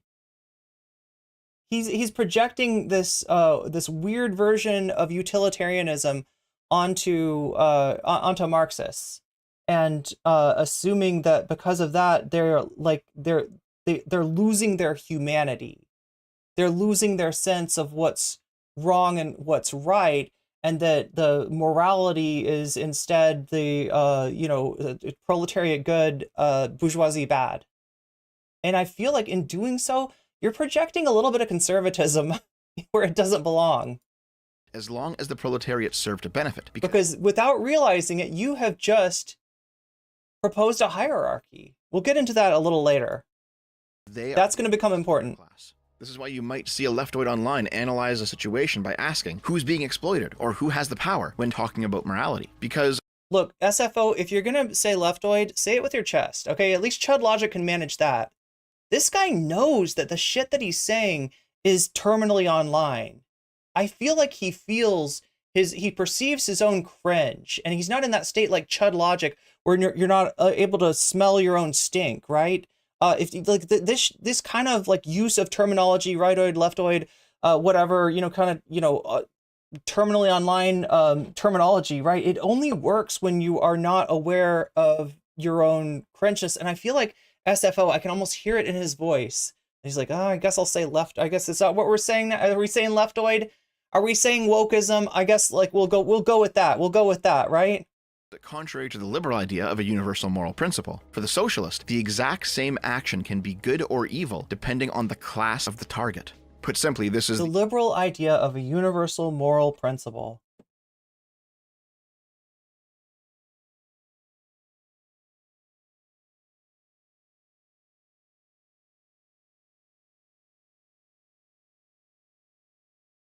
Like I said before, that I don't think that Marxism is about ethics in the same way that Devon is assuming it is. I would also kind of make that argument for liberalism. If you really look at what liberalism is and who it's a philosophy for, it is a philosophy for capitalists. It is in other words, right, the difference between conservatism, libertarianism, and liberalism is that liberalism seeks to maybe throw some crumbs the way of the working class when it's efficacious, right? When you're in a situation like the Great Depression, where you have, very popular socialist candidates, and you want to save capitalism from itself, right? That is, it's not moral in the sense that it is like, yo, we got to take care of these people on some level. We can't let them die in a wretched state in their, be cast aside in their old age and die in a wretched state. We got to put Social Security. They don't do that because they fucking care about the workers. That's not who it's for. This is a liberalism is a right-wing philosophy, despite how it may be portrayed in the Overton window of the United States of America, right? This is a philosophy of, for, and by capitalists. Doing bad things to bad people is good argument. So if woke... Oh my God, doing bad things to bad people. So there we go. Liberals, what? I mean, I'm not sure who he would say is woke, because generally if you ask a conservative who is woke, who displays wokeness, they'll say liberals. They might say leftists too, but they won't say that. They'll say that thinking that leftists are just extreme liberals. Wokeism is the ethics and process. See where they're making the mistake? Instead of seeing conservatism and liberalism as capitalist philosophies, you're looking at the breakdown, the middle, as being between liberalism and conservatism, because honestly, those two capitalist philosophies are the only ones that are permitted under at least American capitalism. Of socialism, that means that wokeism is the idea of two classes with irreconcilable differences, where one class is morally superior to and exploited by the other, and that this state of affairs inevitably leads to class warfare. The second part of my definition reads, expanded beyond class struggle to include race struggle, gender struggle, sexual struggle, and any other near infinite number of marginalized groups, as defined by intersectionality. Let's pull up intersectionality's definition too. Intersectionality is a sociological analytical framework for understanding how groups and individuals' social and political identities result in unique combinations of discrimination and privilege. Examples of these factors include gender, caste, sex, race, ethnicity, class, sexuality, religion, disability, height, age, weight, these intersecting and overlapping. So what he's missing here about intersectionality is we're talking about hierarchy. We're talking about oppression and privilege brought about by hierarchy. Social identities may be both empowering and oppressing. Oh man, I like how Wikipedia here admits that there's no good data on how useful this concept is. That's just... Wikipedia admits, because Wikipedia is leftist. Wikipedia is leftoids, and even they admit that they don't have any data. Oh my gosh, well, got him, right? No, it's not possible that there's somebody on the fucking, in the talk of the Wikipedia being like, you know, inserting this sentence as a, no, this was definitely Kimberly Crenshaw, you know, editing the wiki entry of intersectionality, right? This is great. Back in my video on Antonio Gramsci and his ideological descendants, I mentioned that intersectionality as a concept was invented in 1989 by Kimberly Crenshaw, a black activist. Back in university when I took gender studies, the metaphor used by the professor to describe intersectionality was the bars of a cage or bars of a jail model, where each vector of oppression constituted one bar. If you're white, male, financially privileged, attractive, intelligent, able-bodied, but you're gay, you might experience some oppression for being gay. But that only constitutes one bar, and a jail cell with one bar can't really hold anyone back. That's not true. God damn. Yeah, you're not going to get held back at all by being gay. You're not going to experience any meaningful... That's not how it works, right? Just being, you know, having one identity that's marginalized will hold you back. Oh my God, you really need like a physical model? You really need it to be like a bird cage? But if you're oppressed among multiple dimensions... And he's also missing the idea that with the intersections, in other words, you got, you know, more than one aspect of your identity that's marginalized, that it's not additive, right? Because you'd think it would be additive. Okay, so, you know, I got my oppression from being a woman, I got my oppression from, you know, right, being poor, right? So you add those up. No, you don't add them, you kind of like multiply them, right? It's and that's what's hard, that's what people are missing. That's what causes solidarity, which is what's necessary to overthrow any kind of hierarchy, right? The prerequisite is solidarity. This is the grounds on which like his analysis of you know, like his analysis of wokeness might hold a little bit of water, is that the way that solidarity is built is similar, but here's what he's missing, right? And here's what I have tried to emphasize many times, and I often feel like a voice crying in the wilderness doing it. No two forms of oppression are the same.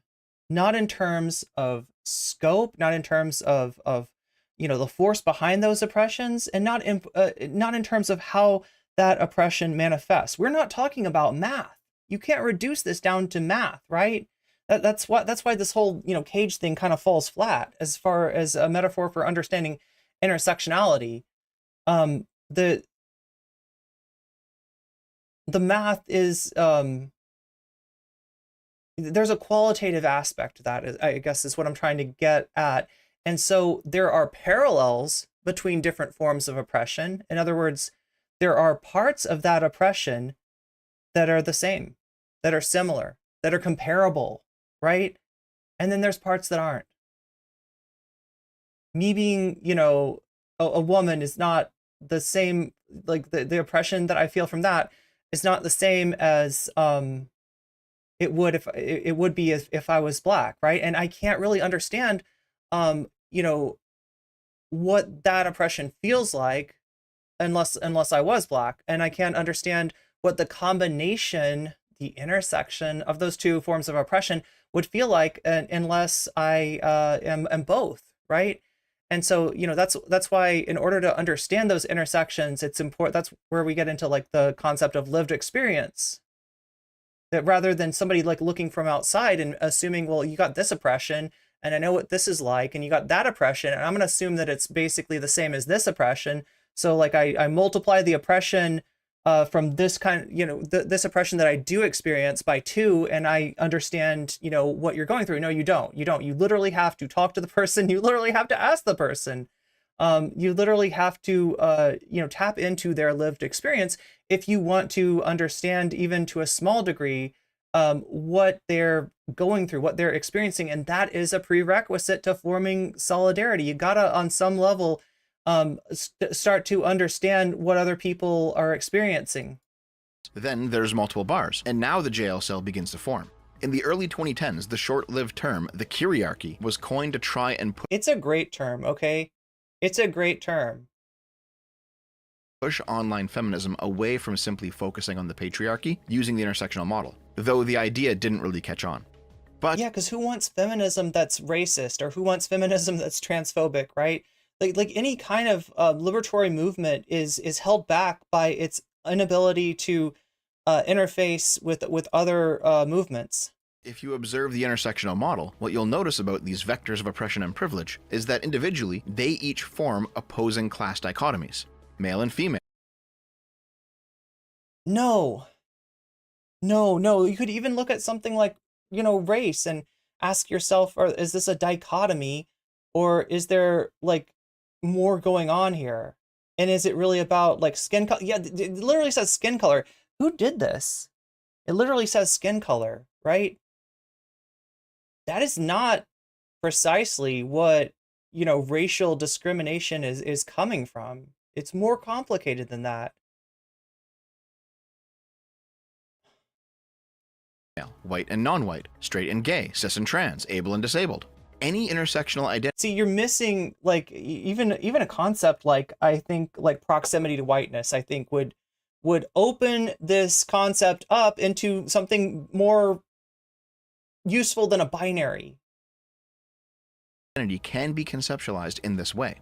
When I said that the ethics and processes of socialism were expanded beyond class struggle to include marginalized groups as defined by intersectionality, what I was specifically referring to was applying the Marxian lens of class conflict to these groups as well, not just the proletariat and bourgeois. Again, class oppression is different than racial oppression or gender identity oppression or whatever else you want to. Let's run through the logic. Let's do it with America's #1 identitarian conflict, white versus black. If identitarian. we were to take the Marxian lens and then plug white into the place of the bourgeois and black into the place of the proletariat, what does the ethics and processes of socialism look like now? Well, like the two social classes, the two races must have inherently different and opposing interests. But instead of class interests, they're now race interests. These race interests are inherently irreconcilable, meaning a racial war is the only outcome.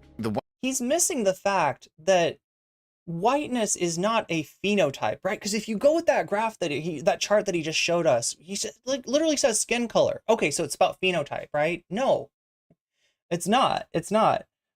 Whiteness is a social construction on top of a social construction, right? Whiteness is something that has that is illusory, but functions as if it were real because people with a power to make it real buy into it, right? In other words, white people that are included in that whiteness, the definition is constantly changing of who fits within, who is considered white and who is not. Where is that boundary drawn?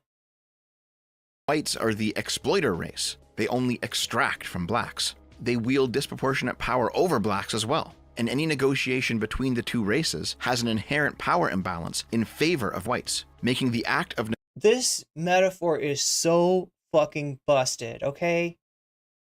For what he said, let me just, this is gonna be fucked up, all right? This is completely out of pocket. But if you take his argument seriously, then you would have to think that white people were somehow displacing their melanin into non-white people over time continuously, and that there was a inherent value and power in non-melanation. It doesn't make sense. It doesn't. What the shit that he's saying does not fucking make sense. Negotiation, coercive and exploitative. Their moral calculations aren't concerned with rules or deeds, and yet he's so proud of himself. Comes in favor of the black race, because their exploitation means anything is permitted as long as they serve to benefit. That is what the ethics... There we go. Yeah, he just told you that, like, people, I guess you'd have to say people involved in black liberation are don't have any, like, red lines as far as morality. The only morality is, like, that which benefits black people, right? That is such a, there's projection. That's projection, right? There is a side that views the world like that. It's called whiteness. It's called whiteness, right? And like whiteness, like I said, is not a phenotype. You can't reduce it down to that. It's a concept. It's a social construct on top of a social construct. It's an idea that has power because it's gained this sort of like mythic, resonance amongst the people with power to enforce it, or amongst those who benefit from the very existence of this concept, right? From those included under the umbrella, under the rubric, under the framing of whiteness, right? That get a benefit out of the discrimination against those who don't. And processes of socialism looks like, applied not to Marx's class conflict, but America's race conflict. And now that I've laid it out to you, it probably feels like you've just peered inside the brain of a BLM activist who spends all their time screaming about how evil the white man is. What I've described here is the black activist ideological programming, the preset list of instructions that automatically runs in their brains when they think about matters of race. By the way, if you take a look inside the head of a white supremacist, you'll see the exact same logic, just with the white and black variables switched. A lot of the intellectual writing of the modern white identitarian movement inherits its logic from the Nazis' own political philosophy. You know? Oh my God, it's backwards. It's backwards. Yeah, like did right-wingers try to take some aspects of like liberatory movements and appropriate them? Absolutely. Yeah. Yeah, but he's got it backwards. He's saying it's the other way around. He's saying that like BLM was looking at, was looking at Nazis and racists and being like, that's pretty, I really like this identitarianism. Let's get some of this for us. Yeah. IQ bell curve. You got it backwards, dude. You got it backwards. The low IQ position is saying that Nazism is socialism because it's in the name. The middle IQ position is coping about fascism being capitalism in decay, and Nazis literally coining the term privatization. None of that is real, by the way, but that's a future video. The high IQ position is understanding that National Socialism was named because it was socialism for one nation only. It was named because socialism had a good name at the time, because people could see that there was like, people could see what like, capitalism was harming them. And so if you want to get more people in your movement, you call it socialist. You put socialist, you tag socialism somewhere in there, and then you just do the 9 of long knives and you get rid of the socialists. Because you weren't about socialism in the first place. You were about the Volk.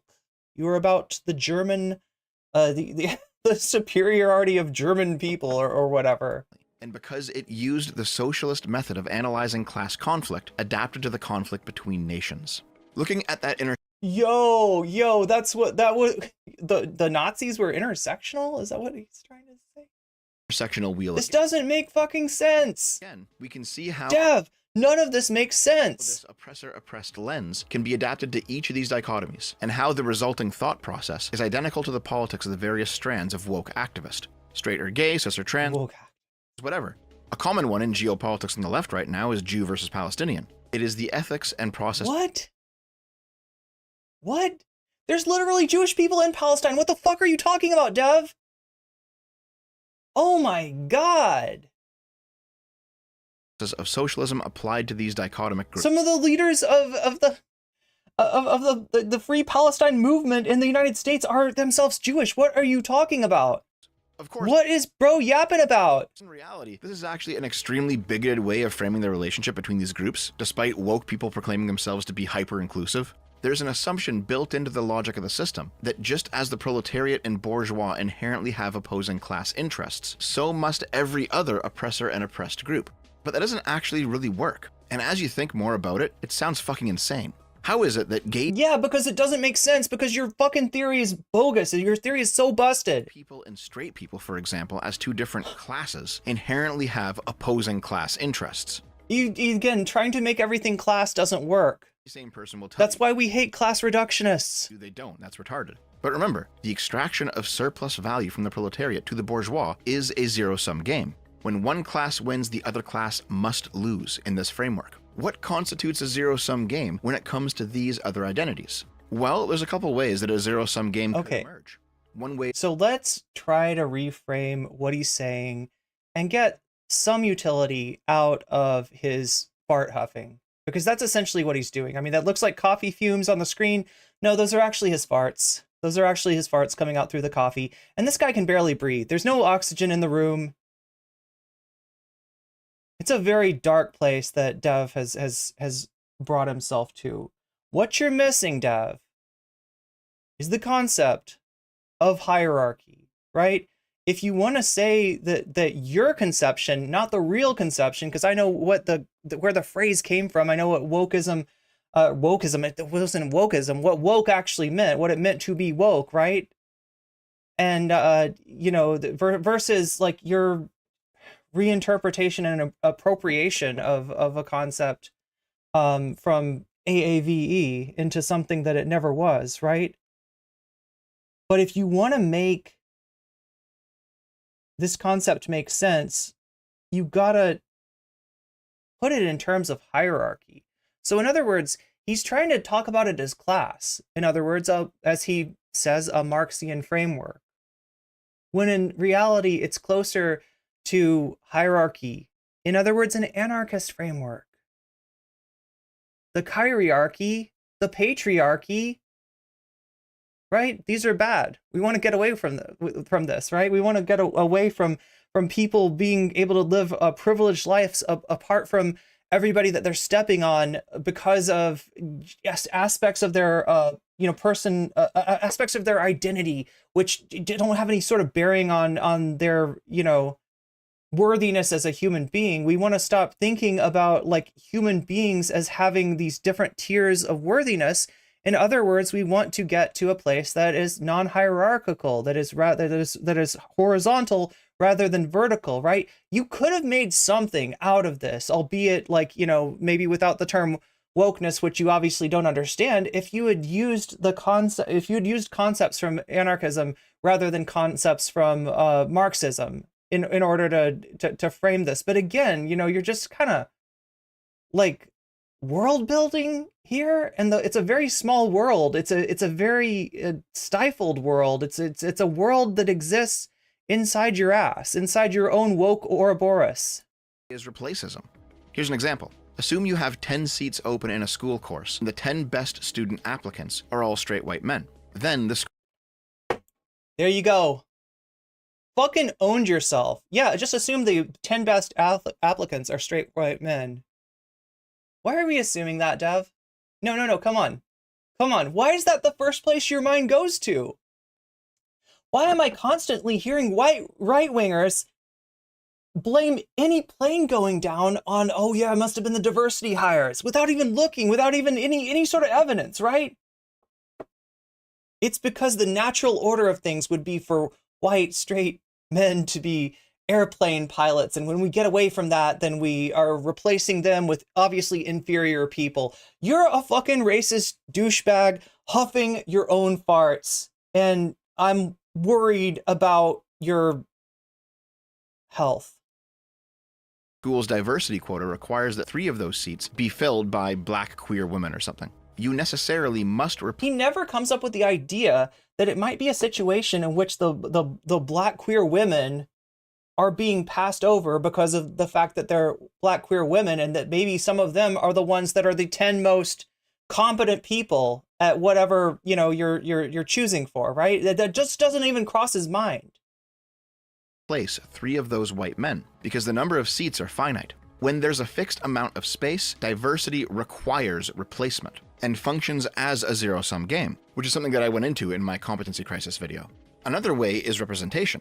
You see this one in media literacy conversations a lot, where intersectional activists want characters to be made representative of their preferred demographics, even at the expense of the art itself. It doesn't matter what the art itself, which would obviously be better with a disproportionate amount of white straight men occupying the places of prominence and everybody else functioning as plot devices for their greatness, for their journey, for their whatever.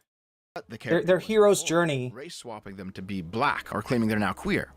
So here's the thing, right? The whole like race swapping to, the whole discourse on like race swapping, right? It comes from the fact that we are, let's say, people that make commercial art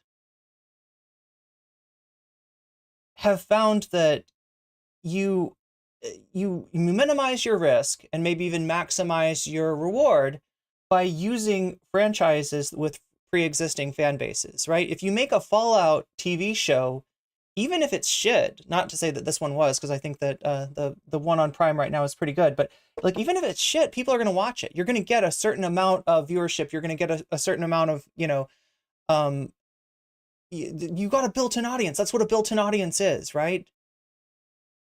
Versus if you make a completely different enterprise, if you make a new, so yeah, like the natural way of representation changing might be that people's minds change, their concepts change, they start thinking so hierarchically, and in the future, instead of it just being like, yeah, we got all the good parts here, they're for white men, and then I guess we'll have a few people that aren't white, that aren't men in here as essentially plot devices, right? But not the main focus. You're gonna if you got new stories, then you've got you can write whatever character that you want.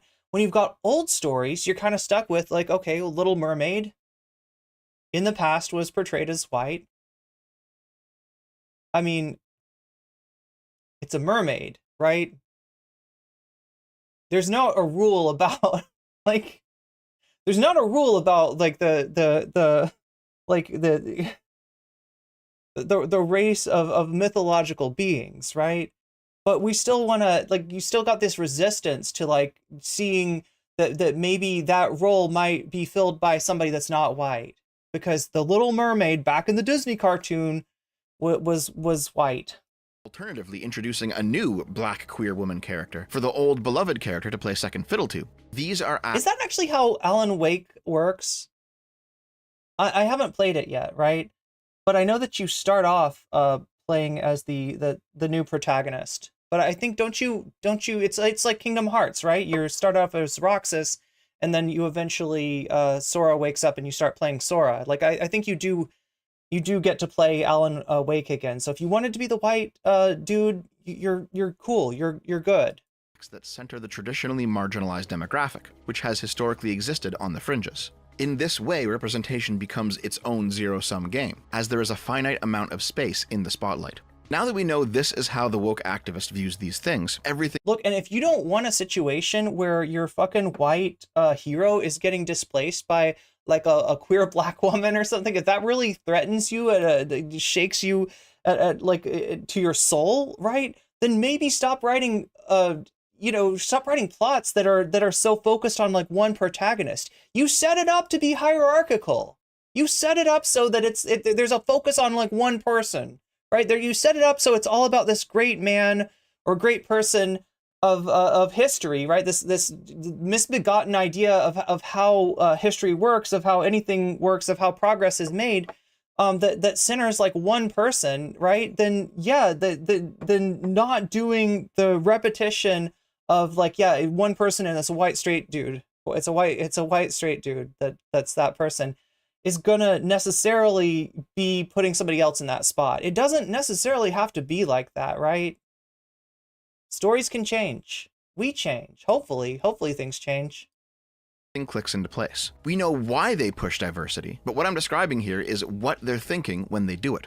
If class conflict is an inevitable zero-sum game where they can only win or lose, and where the oppressed group has a moral license to do whatever they want to their oppressors, then it suddenly makes sense that every woke person screaming about the evils of inequality nonetheless hypocritically Okay, so zero-sum game, right? If we want to take this to its logical conclusion, we're talking about somebody's got to be the one and somebody's got to be the zero, right?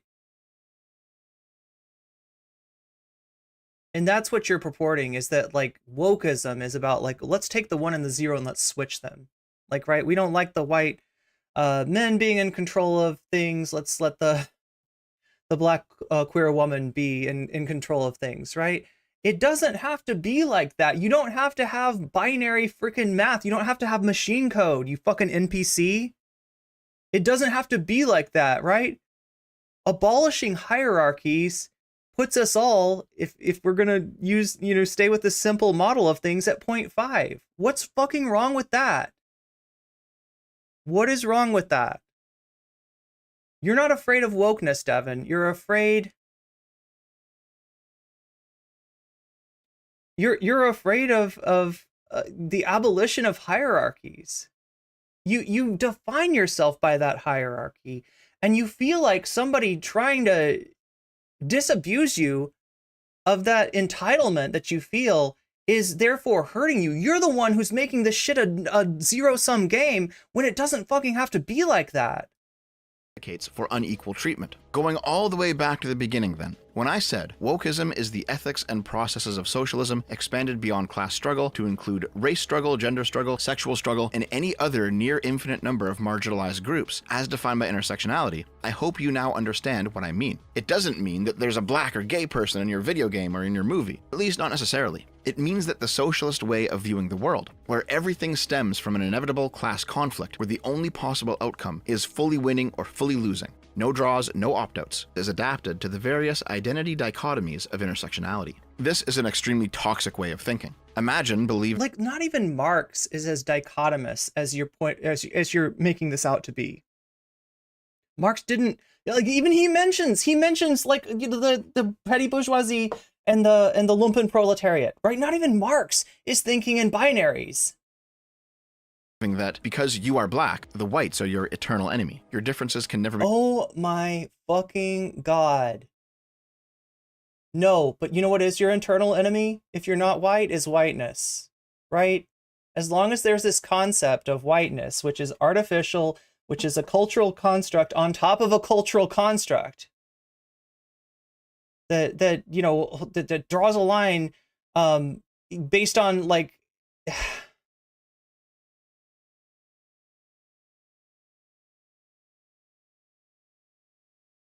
like draws a line that's kind of ever changing based on power, and uses that line to consolidate power within the group and disperse the power without the group, then yeah, that is your fucking eternal enemy. I would say that's all of our eternal enemies. If you, what you want is some, because he's talking about morals, right? And he's accusing, like, Marxism of at the same time having like a moral, very simple moral framework of like proletariat good, bourgeoisie bad, but at the same time being amoral by saying, and whatever can benefit the proletariat class is justified based on the fact that it benefits the proletariat class. These are our eternal enemies, and we will fight them, and we will annihilate them. That's not inherent, right? You're not fighting against the people within the class as much as the mode of production which allows the class, which differentiates us from them. You're fighting against hierarchy at the end of the day. You're not fighting against white people, you're fighting against whiteness. You're fighting against white supremacism. And I would think that that would be something that you could get on board with. There's something holding you back, Devin. There's something holding you back. reconciled. And it might be Brianna Wu. And you are destined to engage in a race war that must eventually end with the annihilation of one side. And that— Oh my God, like I'm saying, this guy needs oxygen, stat. Get him some oxygen. Like, there is no air in his room. Any peace is temporary and should be used as a pretext to prepare for the next war. There absolutely are black activists out there who think this way, and white activists as well from the other side. And these people ruin it for fucking everyone. White activists. So now you're fucking now you're fucking Nazi skinhead is a white activist. Because the normies don't actually agree. Because he's got to have bookends. He's got to have bookends. They're both the black BLM person's bad, the white supremacist is bad. It's also an but you're not bad, are you? Because you're fucking in the middle of the retarded way of thinking too. Imagine believing that because you are trans, cis people are your eternal enemy. Your differences can never be reconciled. You are destined to imagine that. Yeah, that would be pretty wild because it fucking doesn't exist. Engage in a war with them, etc., etc. The unhinged and frankly unearned militancy and extremism of all of these various identitarian groups on the left. Unearned militantism? What the fuck is earned militantism? They're all different, but they all— militancy, I think, is the word you're looking for. Use the same playbook. It's because it's this playbook. It's Marx's playbook. By the way, Marx wouldn't actually agree with any of this himself. Yeah, actually, you know what? Marx was anti-Semitic. Marx was racist. Yeah, Marx was not a perfect person, and that's why it's a good damn thing that Marxism isn't the religious worship of Karl Marx as being the fucking end all be all of all knowledge, right? He had a framework, he had an idea that people find useful, that people build on. That's it. A long-standing internal fight among the socialists, with more orthodox Marxists being branded as class reductionists. Does he know what an orthodox Marxist is? You're misusing this word. Like, I get why you think that he's calling a class reductionist orthodox Marxist, right? Orthodox Marxism is buying into Marx's like his theory that of the inevitability of class revolution, right? That's, and also that it's sort of an internationalist disposition, like, right? He doesn't understand these words that he's saying, right? It has a meaning, right? There is such thing as an orthodox Marxism. It does not equate to, it's not Peter Coffin, okay? It's not a class, it's not Caleb Maupin, it's not, no. By the intersectional socialists for, well, reducing everything to the class conflict. Contemporary Marxists believe that bigotry is a product of capitalism and will be automatically solved after capitalism is abolished. Intersectional socialists believe that you're thinking of class reductionists, you're not thinking of orthodox Marxists. Each intersectional identity must engage in its own class war, and that all of them must be won before socialism can be achieved. So, when a right-wing person says that wokeism is communism, or Marxism, or socialism, or whatever, though they probably don't exactly know what they're talking about, there is something there. They're not exactly the same thing. And like I said, you'd have better luck with anarchism, but you're still misunderstanding. I don't think I don't get any sense that you know the origins of the term that you're using. Like, right, it's a bastardized, appropriated term. Another good reason why cultural appropriation is bad. And another good example of, you know, how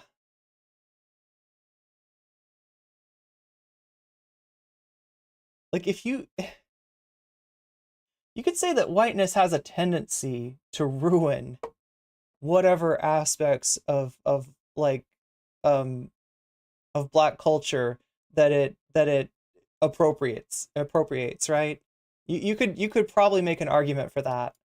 Most people are, who we'd call woke, aren't going to want what Marx himself wanted. But it's the same way of thinking, the same analytical lens, applied to all oppressor and oppressed dynamics. And when a left-wing person tells you that you're insane, this isn't happening, you're just peddling that bigoted cultural Marxist conspiracy theory again. This is either lies to deflect... No, I mean, I don't think this is just like straight out, you're not Jordan Peterson here, you're Dev, you're your own person, you're doing your own thing, and it is cringe, and it is like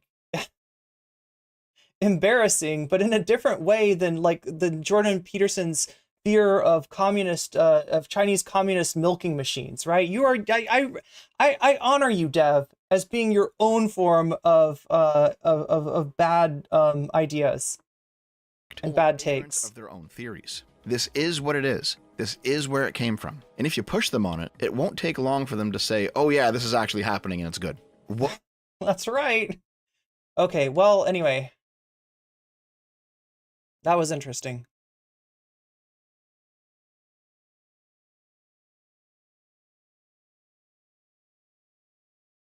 How are we doing, chat?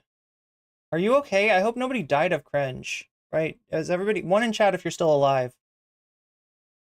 One in chat if you're still alive. Okay,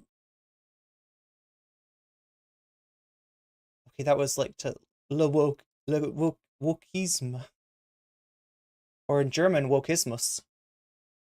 We need to, though, so they can they can talk about this ambiguous threat that's taking over society or Western culture or whatever, so they can get followers going. I mean, yeah, essentially.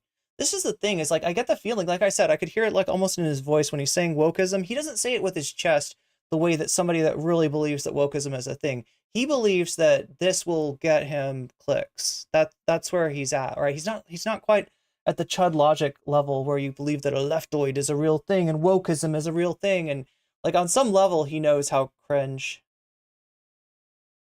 Surf Raiders coming in, welcome to the channel. We just got done with some short fat otaku. That's what we watching here because we were a reactionary. No, just kidding. Because Brianna Wu paid me. Brianna Wu paid, no, not really. No, we're making fun of this guy, and actually, like, I'm a little bit worried for him. I am afraid that he's going to die of cringe, because he just put forward this bizarre theory that that wokeism is a thing, and what it is a Marxist lens applied to all manners of liberatory struggle. And he's just wrong. He's just wrong. Like, right, he could have made something about this if he didn't have a bug up his ass about Marx, which he does, right? If like, there is like, you know, what he's trying to do would have more relevance to something like anarchism, right? To the abolition of hierarchies. And that's the piece that he's missing in this like, you know, wanting to draw dichotomies in every liberatory struggle. You know, he sees Marxism as proletariat good, bourgeoisie bad, and so therefore every other struggle, like, you know, black liberation is black good, white bad. That's the and what you know, then he's projecting like right-wing eliminationist bullshit onto these philosophies that he fails to understand in an attempt to save something that's just not worth saving, right? Wokeism is not a thing. Wokeness is not a thing. Woke is a term that has been appropriated from AAVE and utterly bastardized to the point where nobody who's saying it seriously, you know, seriously saying that's woke, you know, that fuck that woke, you know, woke's gold, right? Whatever. Nobody that's using that terminology actually understands what the original meaning of it was, and you know, it kind of doesn't matter at this point. This is what whiteness, which is distinct from white people, right? When I'm saying whiteness, I'm not saying white people. I'm talking about a social construct on top of a social construct. I'm talking about a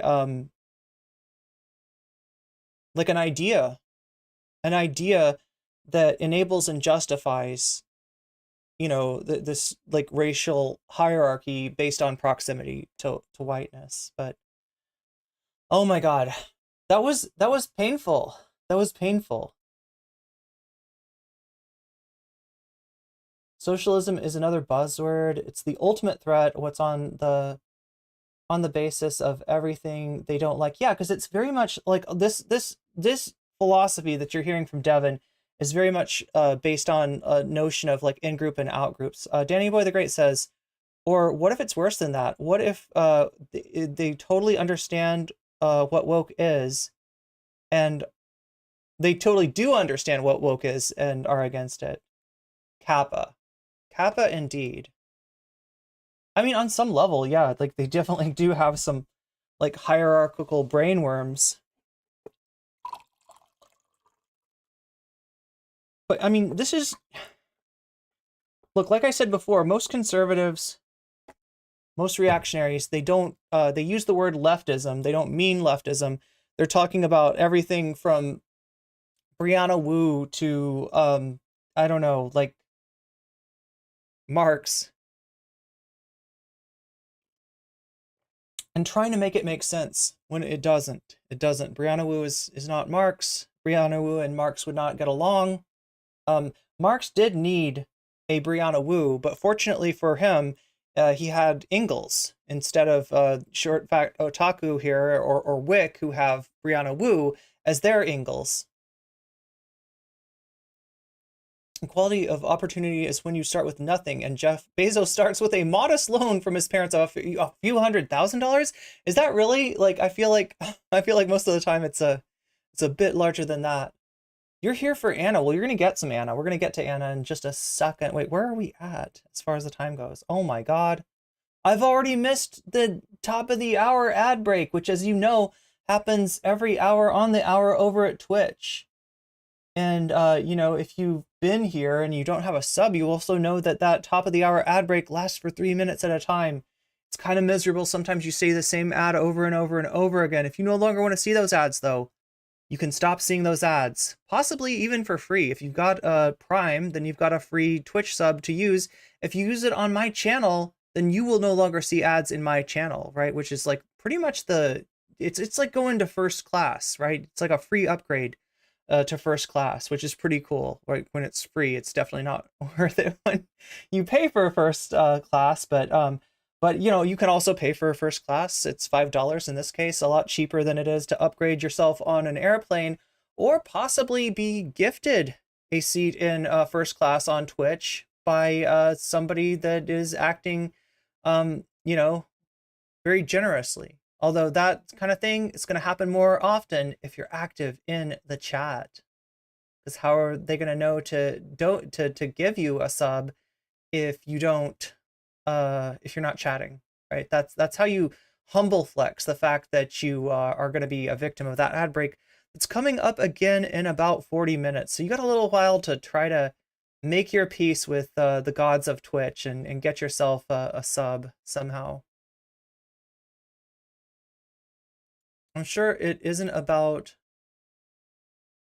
to be the most insufferable or on the level of the future interpretation of Marx, willfully or otherwise. Yeah, I don't think, like, it sounds to me like he's taken what, like a gender studies class, and maybe the professor talked about intersectionality, and so he's like, oh yeah, unlike the rest of these conservative schlubs, I actually know, you know, Wikipedia, you know, version of Marx, and I'm gonna try to cram it together with like with intersectionality, right? Because I mean, look,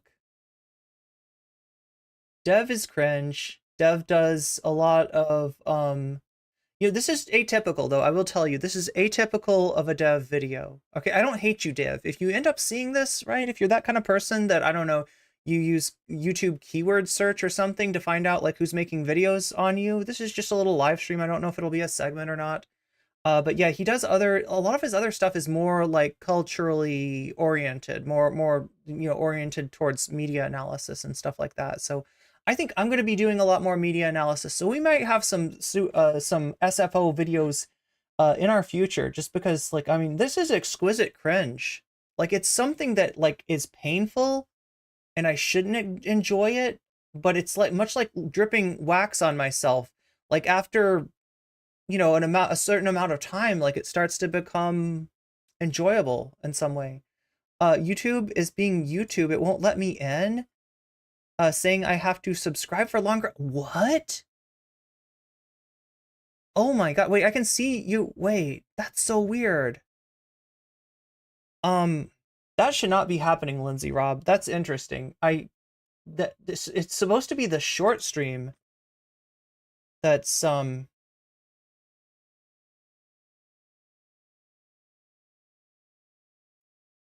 but maybe I changed something. Oh my god, okay, we gotta change that. Oh shit! Oh shit, wait. Oh my god. This is so embarrassing, chat. So goddamn embarrassing.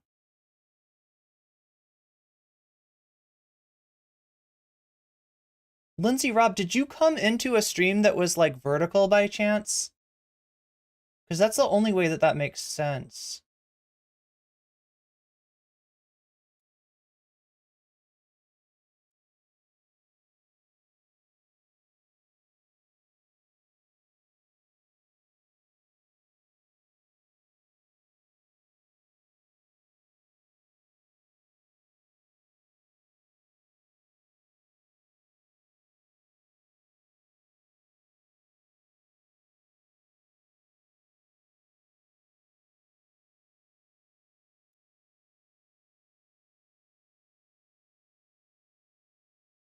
Not the shorts. Here on the main, it let me in after 4 attempts. So there's some kind of, yeah, that's supposed to be for the short stream. I was trying to make it like life easier for the moderators over on shorts, but it turns out that the short stream just started. Yeah, see, it just started. But yeah, I did try to make it channel subscribers for, have been subscribers for 1 minute can send messages.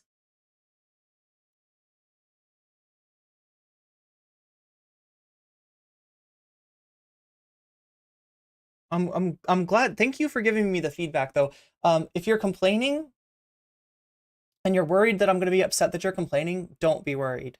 I will actually enjoy the fact that you are complaining, because it helps me to figure out if I might be doing something wrong on stream. And it kind of seems like I was. Oh, you can set it to like, there are like options in here. Let me see. Oh, interesting. This is a global setting. I see. Okay, so I can't, yeah. I was gonna try to make the job easier for mods, right? So mods on shorts, they have to put up with a lot of bullshit. There's a lot of people coming into shorts that just, I don't know, they don't have the best ideas, they don't have the best takes. Are we okay on the mainstream? No, it says excellent connection. It says the connection that we have is excellent.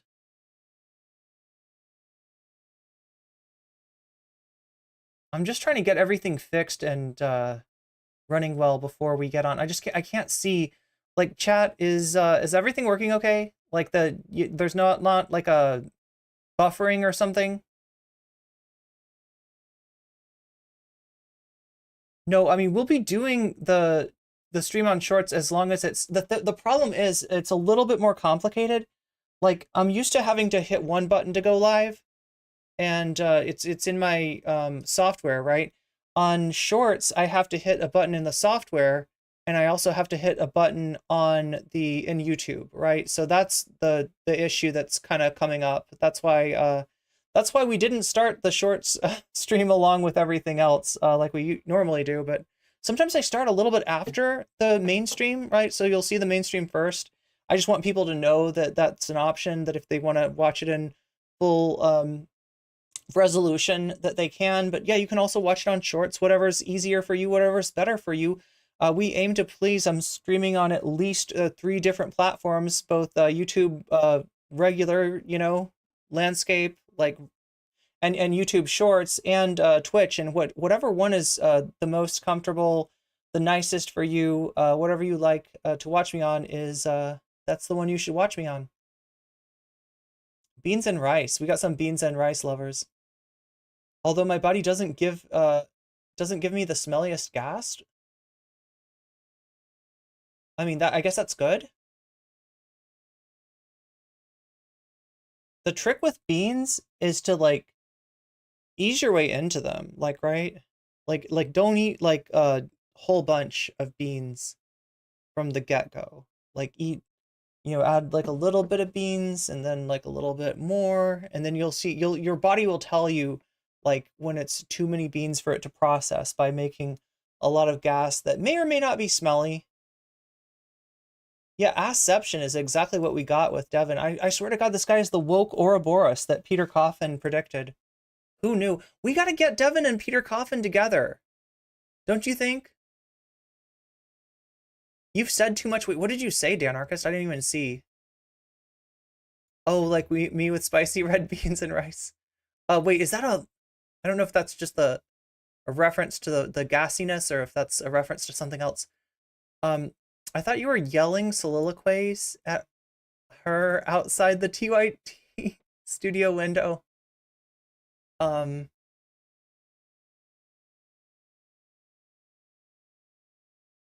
NCC bad, that's right.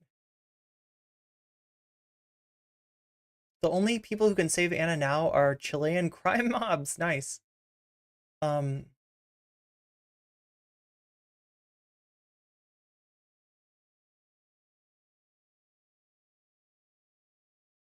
got eggs. We got eggs. Who knew? He's admitting to being a bootlicker. Sorry, I'm just trying to get through chat. The duck is in heaven? I mean, as long as he can get back, right? Duck, if you got problems of like ending up on the wrong side of life and death, wait, isn't there a fix for that? Like, how do they do? We'll use the Dragon Balls. That's what we'll use. I was like, how do they fix it in Dragon Ball? I think we have to wish Duck back to life if that happens, right? Yeah, just let me know if we need to go collect the Dragon Balls, okay? Because I'm very good at finding balls. somehow. Even Magic 8 Balls.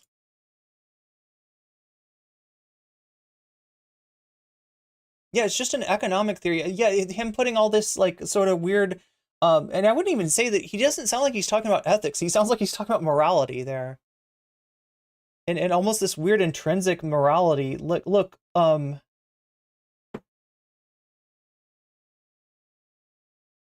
humans are not naturally like proletariat or bourgeoisie. It's just like the mode of production that we've selected and the way that we see property rights kind of push people into one class or another based on based on their birth, based on who your parents are.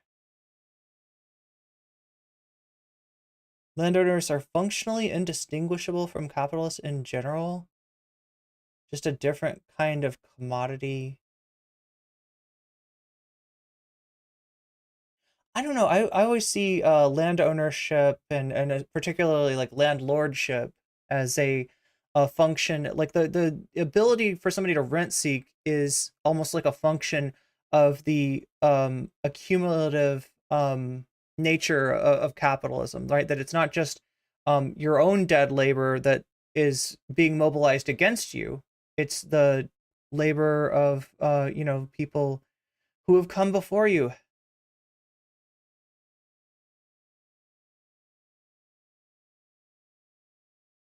Yeah, I mean, there's definitely a parallel, and I'm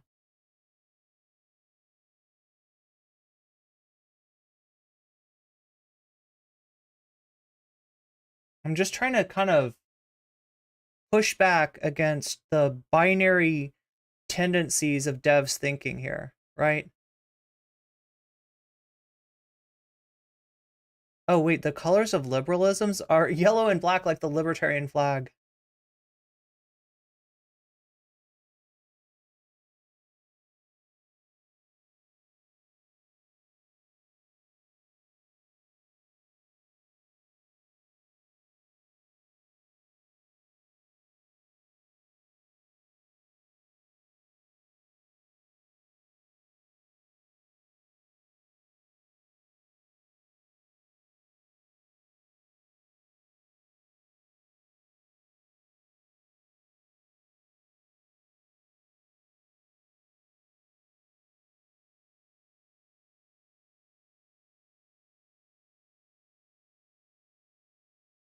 You wish you took communist studies in school.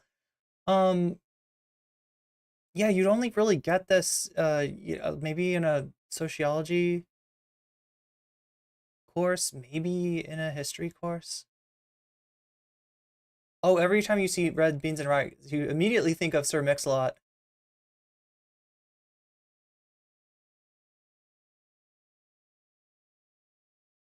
Yeah, Seth, I don't think he even knows what historical materialism means. There's a lot of terms that he's throwing around. And look, that's one function of privilege, right? Privilege lets you slide on bullshit, right? Privilege and the ignorance of the audience that he's speaking to. Because here's the sad thing. As far as understanding of socialism, communism, leftism, post-capitalism, Dev is probably in one of the higher quintiles of understanding for chuds.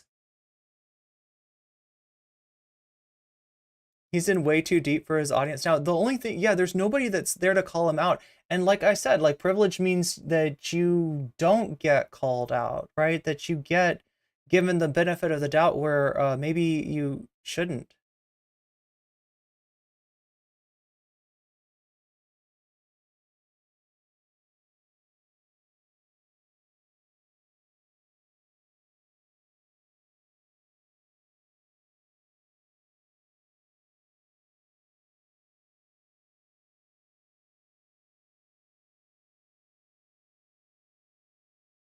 Yeah, the class war is a fact, acknowledged or not, regardless of how it plays out. Look, if you are getting shot at, okay, let's just make it an example like this. No matter how much you keep your head down, you're still having war enacted against you, right? And like you might have your head down out of sight, but that doesn't mean that there's not like artillery coming in at you. Like there's a tendency to buy into like capitalist morality, which the capitalists don't even live by. Like, spoiler, right? The idea that like the whole pull yourself up by your bootstraps thing.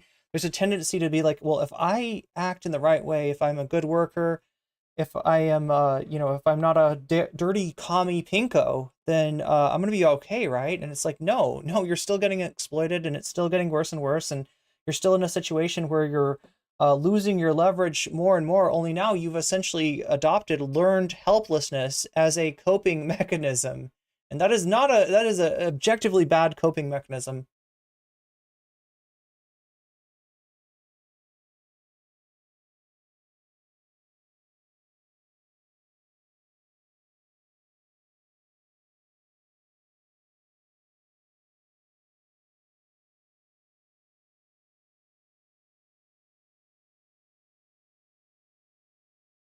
Are you getting bullied, Duck? Yeah, like I said, let me know if we need to go gather the Dragon Balls and bring Duck back to life. The leftoids. The leftoids.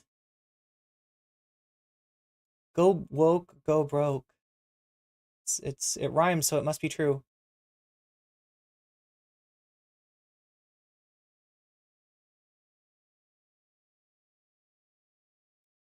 You hear liberals justifying atrocities all the time in the name of spreading liberal democracy, yeah. Well, this is the ironic thing about like liberalism and capitalism in general, is the majority of the proponents are not it's not, these are ideologies for the capitalist class, and for people who are not capitalists to adopt those ideologies is actually a tragedy. It's a sad joke to hear their fucking propaganda coming out of the mouths of workers is truly tragic. I mean, it's a little bit funny, right? But only if you can, separate yourself from the tragedy, which I can't entirely.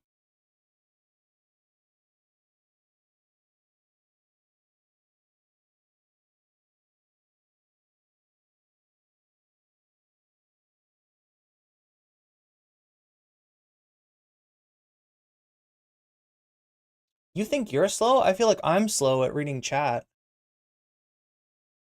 But I want to read chat.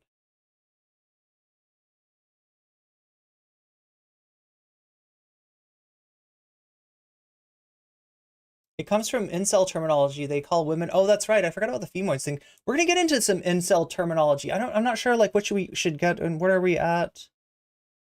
Yeah, we need to watch the Kasparian thing, but we also need to watch the Coming Incel Revolution by What If Alt Hiss, which is another channel I feel like I should be watching more. Dev sounds like an AI?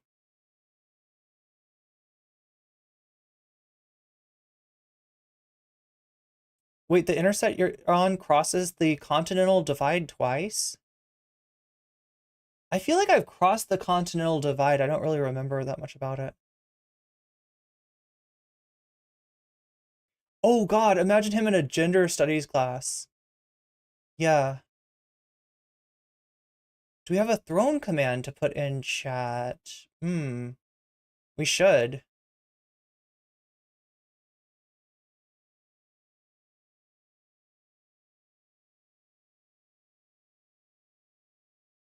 If mods can fix that, that would be awesome. Are we mourning the death of Nightbot? I don't think I've ever had Nightbot, or at least not in recent times.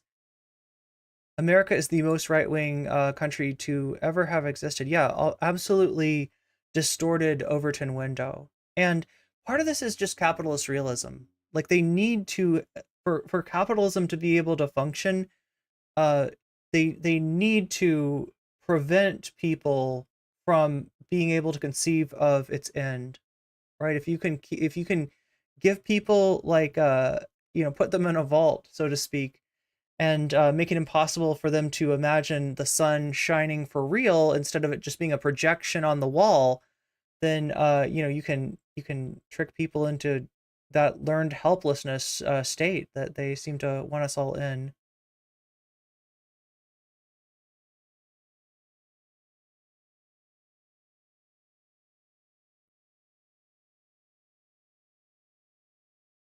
I feel like shit. Just want Nightbot back? Is Nightbot really superior?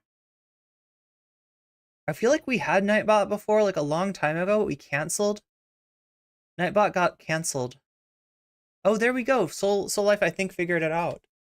Did you just add a throne command? That's amazing.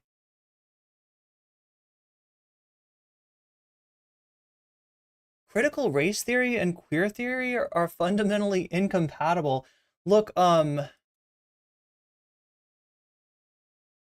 critical race theory is like a legal course. Yeah, the right-wingers and language and their ability to appropriate things and redefine things and turn things into buzzwords and turn things into moral panics and scare people with the idea of CRT and DEI and SJWs and all this fucking bullshit.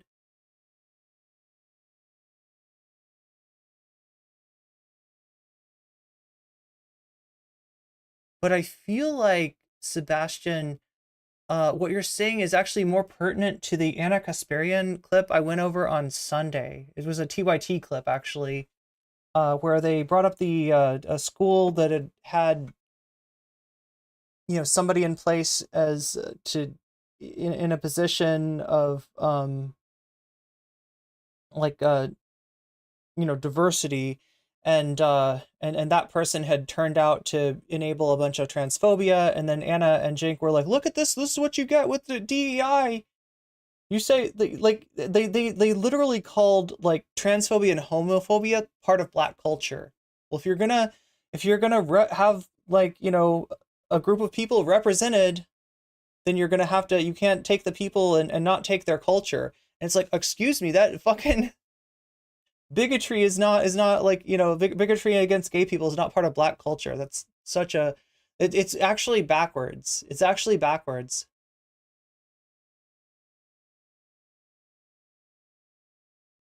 Oh yeah, good point, Bella Glacier. In terms of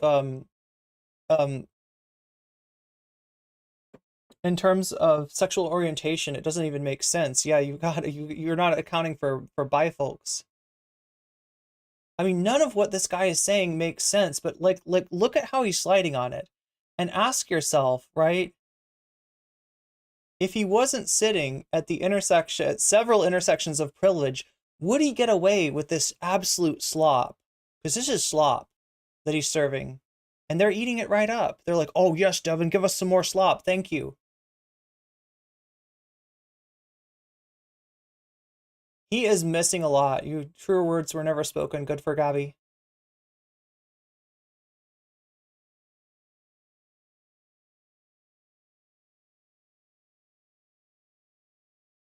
Yeah, like, no, I think MSE stream, it's not just you that's confused. I think it's Devin that's confused. Like, the shit that he's saying is confused. It's unworkable. It's untenable. He hasn't actually, like he would see that there's contradictions in what he's saying. That what he's saying is just not a workable framework. I mean,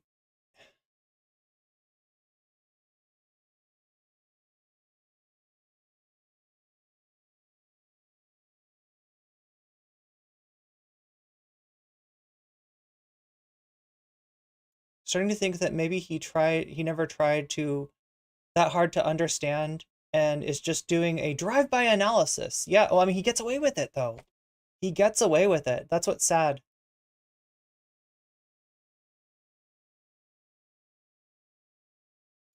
Really insightful look into the one-dimensional conservative mind, though. Yeah, I mean, at least one version of it.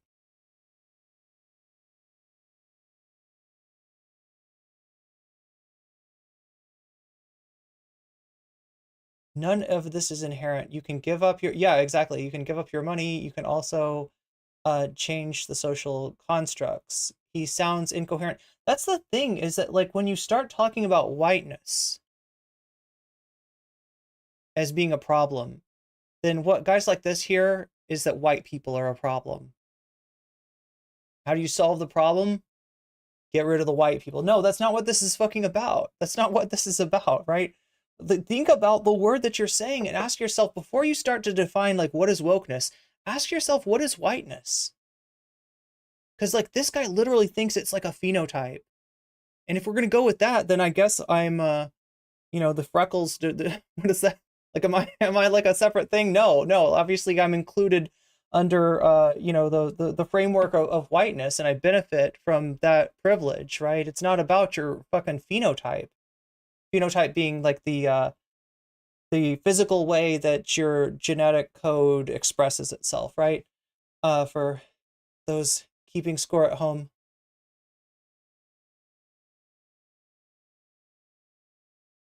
Somehow America convinced the British right that socialism was a bad thing, and it's not fun living through that erosion. God, yeah. Yeah, it's a high IQ take, right? It's a high IQ take. Yeah, communism is when binaries, exactly, Shakespeare.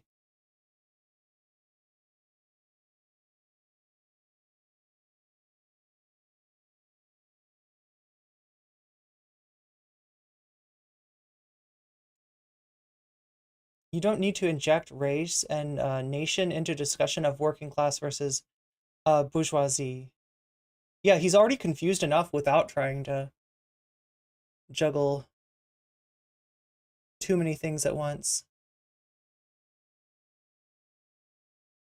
Dude's brain is scrambled eggs, and that's why he can't make sense of anything. Fascists hijack socialist concept for their propaganda. It doesn't make it the type of socialism, yeah. Don't mention scrambled eggs around the duck. That's true. Yeah, you made Donald Duck cry. Oh no.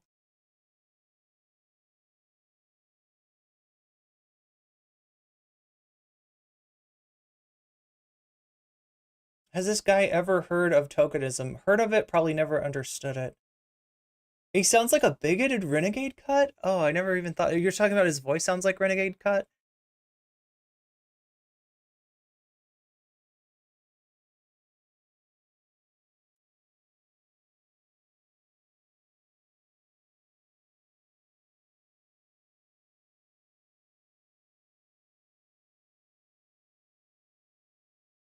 You've taken so much psychic damage just listening to this guy. It's a lot. It's a lot.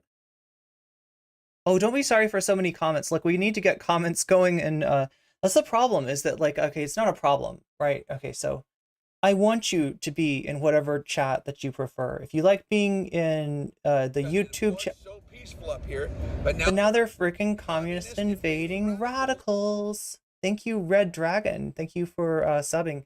Yeah, if you like being in regular YouTube chat, you know, where I've got all these dimensions to work with, if you like that, you know, be in YouTube chat. If you prefer to be on your mobile device and you like the short stream and that works for you, be in that.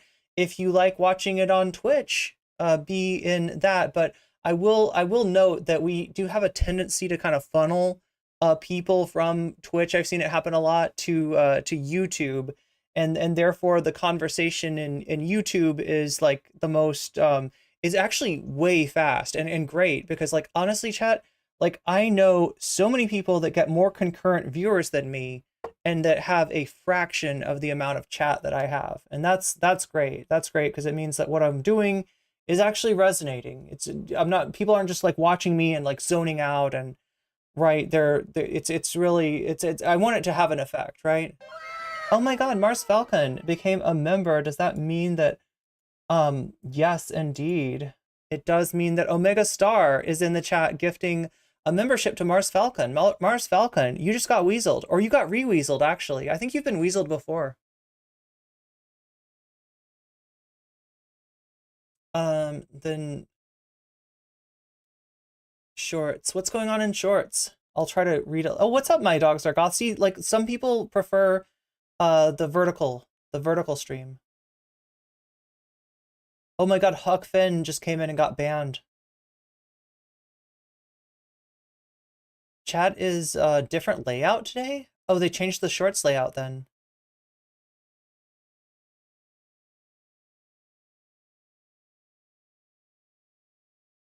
But yeah, welcome in. I'm trying to read through all the chats and make sure that I catch up. Like I said, that YouTube is generally, some people I feel like have said recently that they're like, they don't like how fast the chat moves in YouTube. So if you're like that kind of person, you know, you might try out Twitch, you might try out YouTube Shorts. Vosh to your argument, yeah. I feel like even Vosh would, you know, cringe at this though. Maybe these losers should support original stories that feature non-white people. That is an option. Yeah, like liberalism, you know, holds that it's managing equality. Essentially, it's a philosophy of managing the degree of inequality so as to maybe save capitalism from itself, from its own excesses, so that it can perpetuate capitalism. So obviously, liberalism, it's gonna blow your mind, is a form of conservatism. Blown. What does conservatism conserve, though? It conserves inequality, funny enough. It conserves hierarchy. So, yeah, I am still working my way through chat. This is great. This is great.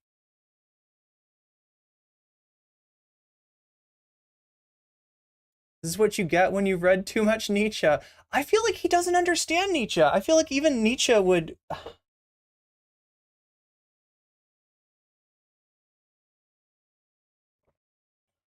Maybe so, though. Like, I mean, he doesn't say it, but his description of liberatory movements, of wokeness in general, like kind of belies like what Nietzsche would have called slave morality, which I don't think is, you know, endemic to like liberatory struggles nor to Marxism.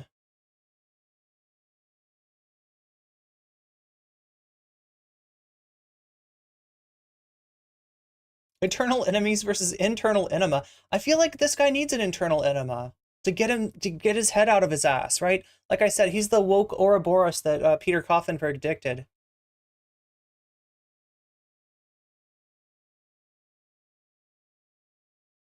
Well, yeah, since we don't believe in great man theory, yeah, but somehow this guy believes in it without even really being aware of it. That's the issue, is it's just kind of like the background of his conception of the world. Hey, what's up, Beast Nation? Good to have you here once again. The fact that he uses the R word is quite revealing as to what he thinks of people who have Down syndrome. I hate people who think it's okay to use the R word. Yeah, unfortunately, it's not exclusively the province of right-wingers anymore. You got a lot of lefties that think that saying the R word makes them based and cool and is going to allow them to de-radicalize at a higher level. It's kind of cringe. Kind of cringe.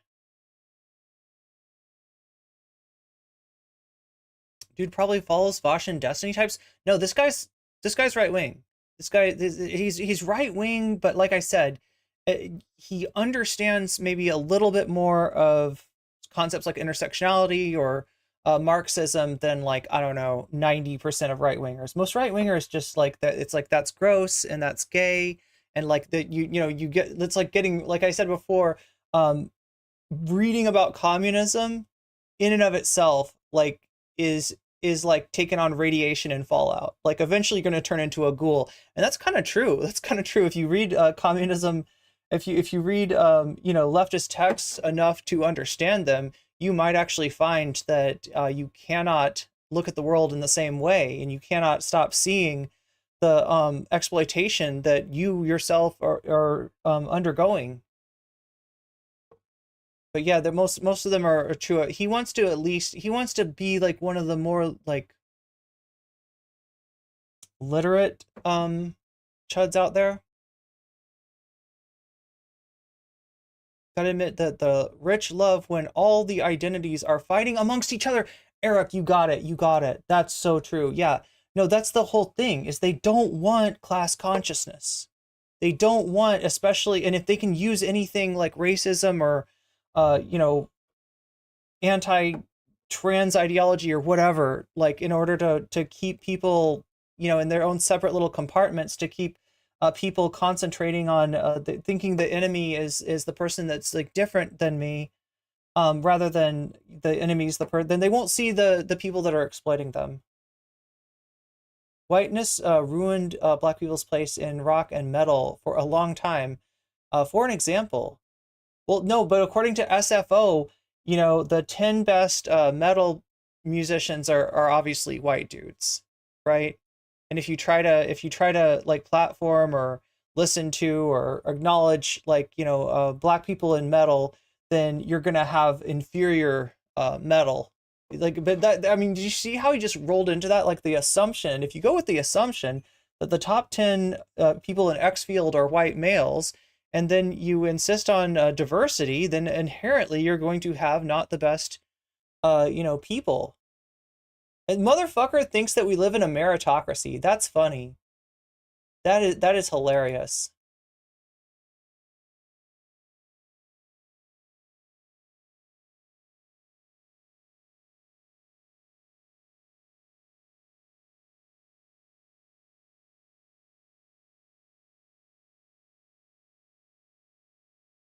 Oh my god, I hate to just like scroll through chat, but I'm like forced to here.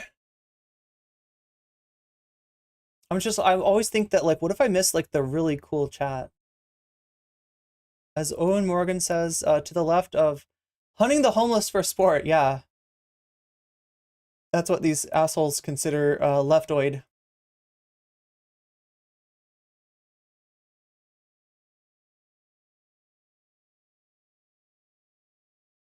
Yeah, wait, yeah, didn't Lenin read a book of Marx? A book of Marx. I'm here for the what if alt history reaction content.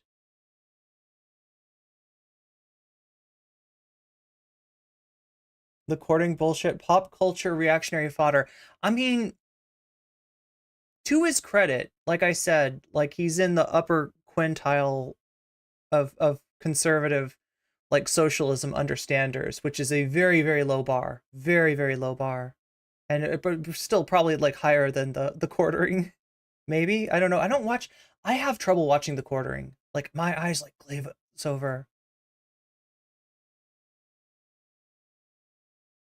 Oh my gosh, chat. I am literally like, I gotta be like 15 minutes behind reading chat. Chats of the world unite. Weasels of the world unite. That's what we're concentrating on right now, getting weasels to the most amount of people possible. That being said, if you are in Twitch chat right now, we're coming up right against the top of the hour ad break. It happens every hour on the hour for 3 minutes at a time. That might not sound much, but try going through one of these ad breaks, or maybe you already have. Maybe you've already experienced it. It's a little bit of it's like the dark night of the soul, as Jordan Peterson would say.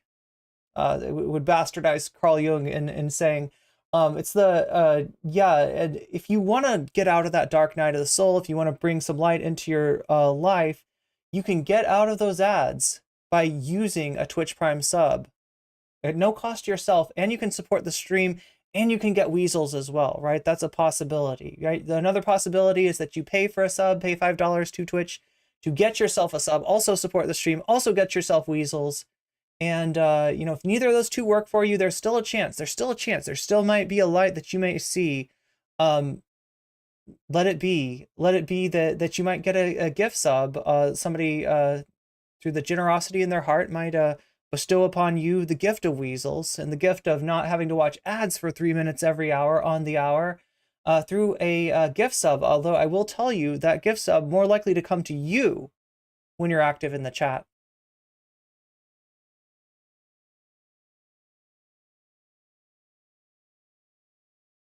And the gift of weasels is not limited to Twitch chat, right? It's also possible to get weasels in YouTube chat, right? Through becoming a member. Or, you know, it's possible to bestow weasels on somebody else through gifting a membership. It's also possible to earn my undying gratitude through a chat or through a super chat or a super sticker, in which case I think if it's over $5, your super chat gets read out by a sassy British woman, and I pause for a minute and I tell you what I think about what you said. But regardless, I read them out even if they're not at that level. You can also support the stream through donations, which are down in the description, as well as the Throne link, where you can support the stream. Give Waluigi something better to write on than this shitty USB mic. We're actually pretty close. We're pretty close to hitting that level for the XLR mic, so that might the SM7B might become a reality for Waluigi's butt very soon. If you want to make Waluigi's butt more comfortable, that's something you can do. You can also support me on Patreon. Again, link down in the description. Okay. High tea drinkers. What is high tea? Can somebody explain that to me? Isn't it like tea with like sandwiches, like cucumber sandwiches?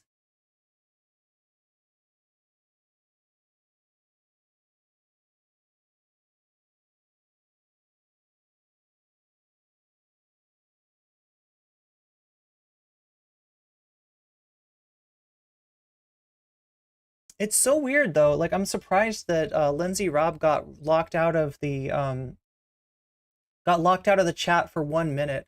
Like I set it to be like, what I was thinking is I would make the shorts chat require people to be subbed for 1 minute. That way it makes it a little bit easier for the mods over there. They don't have to deal with nearly as much crap. If somebody's coming in just to start trouble, they'll probably find that they can't chat immediately and just leave.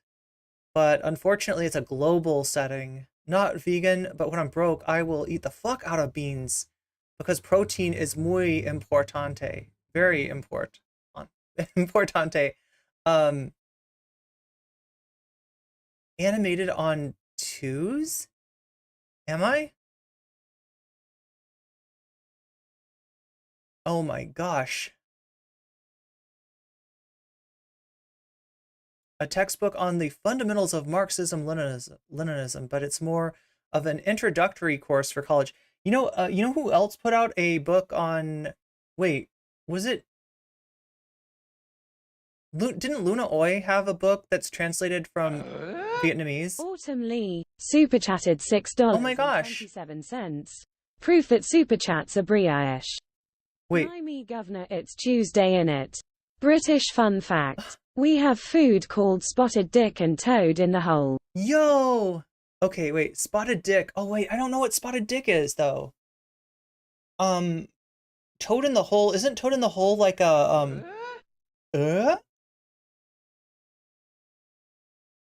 thank you, Ophelia for the super chat. Wait, let me read people's, since people are making super chats. There we go. And like the super chat as well. Dick has 2 Ks? Okay, so it's not D-I-C-K. I was thinking it'd be like spotted. I mean, it sounds like I know what spotted dick should be, but I'm sure it's not what I think it is. But isn't toad in the hole like you take like a bread and then you crack an egg and you put it in the middle of the bread? A weasel walks in, Ophelia says, a weasel walks into the bar. The bartender says, wow, I've never served a weasel before. What can I get you? Pop. Goes the weasel. The weasel wants pop. I could use some sody pop right now, I feel like.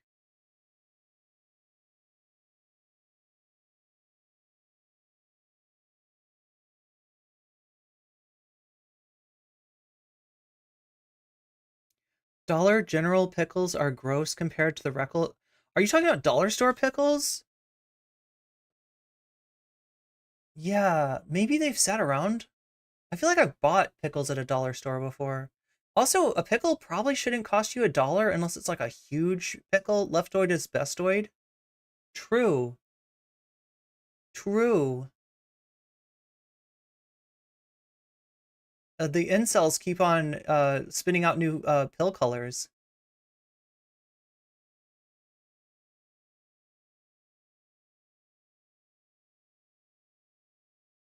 Oh no, AC says that I'm like 30 minutes behind in chat. Am I really 30 minutes behind in chat? That's wild.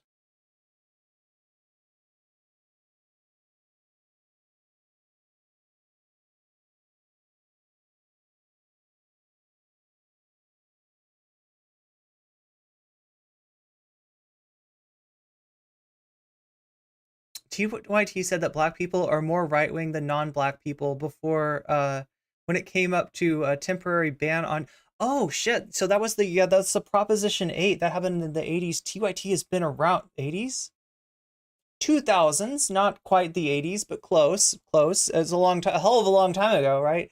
Yeah, TYT's been around since the 2000s, and they did indeed, feed into that blaming of Prop 8 on black people, not white evangelicals. Pac-Man does sponsorship ads in his boxers, standing next to a purple mattress with wine in the fridge, and gets mad when viewers say anything about him making money from streaming, like we're gross pores. Oh, geez. I haven't seen a David Pac-Man clip in a long time.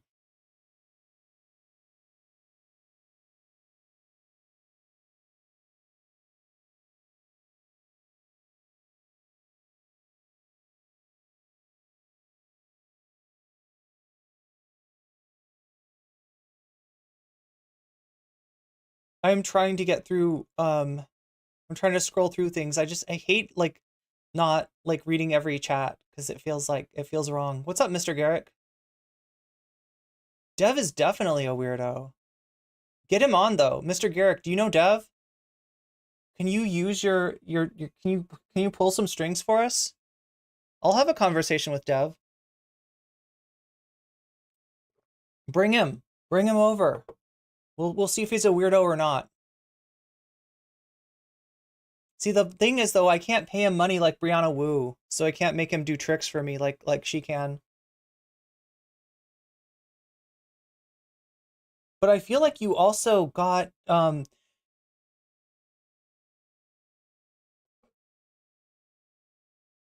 like, that's like saying that somebody has a, like,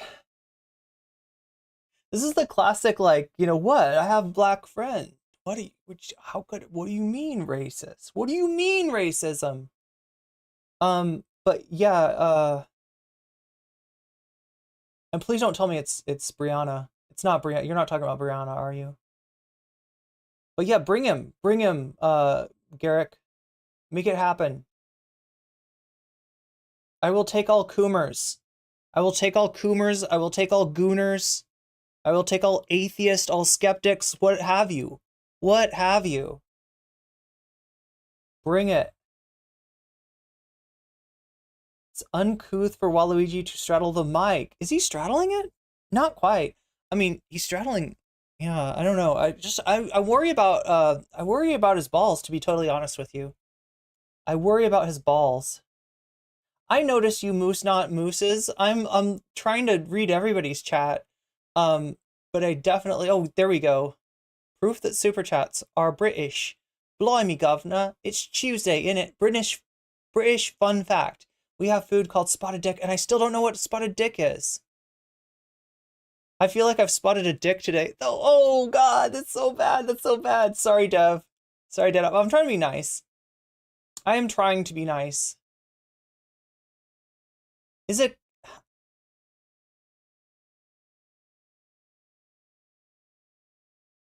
It is spelled D-I-C-K. It's that's an egg in a nest. What's a toad in a hole, then? Maybe I don't know what that is either. Spotted dick is sponge pudding with raisins and currants. Oh, so it's spongy like the corpus spongiosus in the dick. That's why they call it spotted dick. Left reckoning raid. Sweet, we're racking them up today. I don't know. That's not what my numbers say, though. I don't know. Am I spending too much time on chat? I don't like to... There we go. You are noticed. You are noticed. If you have a spotted dick says bipedal meat bag, you should go see a doctor. I mean, yeah, it's a good thing. They will tell you if it's something that you should worry about or if it's just a normal mole.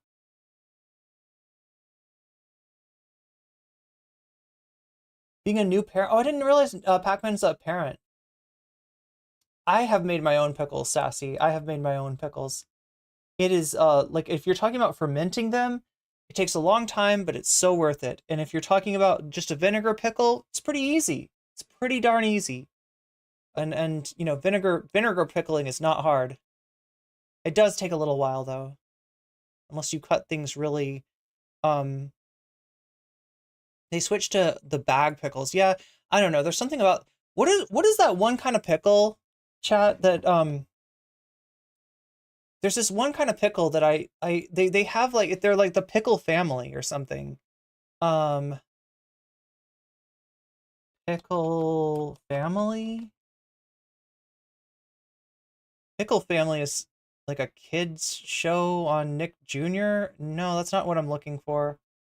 Okay, it's not Pickle Family. What is this thing called? There's like different pickles with like names. Pickle. Is it Mr. Pickle? Mr. Pickle. I feel like this is gonna be the Mr. Pickle sandwich shop. No, that's not what I'm looking for. What? It's the thing where they have like the different pickles, and they're like different flavors of pickles, but they got like names and they got personalities. They got like, they draw a pickle. It's a bagged pickle. Bagged pickles near me. Well, I guess there's a lot of bagged pickles. Wait, is this the one? Van Holten's. Is it Van Holten's pickles?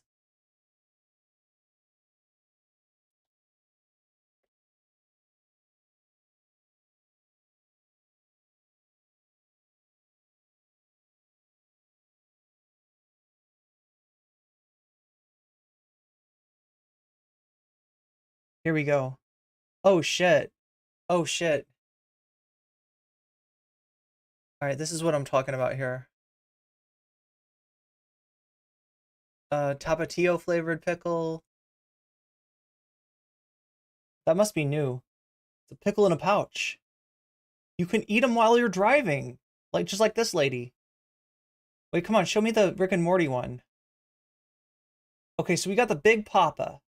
The Big Papa pickle. Now, strangely enough, Big Papa I don't think is bigger than the other pickles. I feel like it's the same size. We got the sour pickle. We got the kosher pickle. Wait, are the rest of these not kosher? It feels like it shouldn't be too hard to make a pickle kosher. We got the hot mama pickle. And we got the sour sis pickle. Not sis like, you know, CIS, but sis like SIS. We got the Tapatio pickle. We got the Warhead pickle. Somewhere we got a Rick and Morty pickle. Ooh, pickleback mixer. See, this is like, they give their pickles personality. Yeah, there it is, Pickle Rick. Pickle Rick, pickle in a pouch.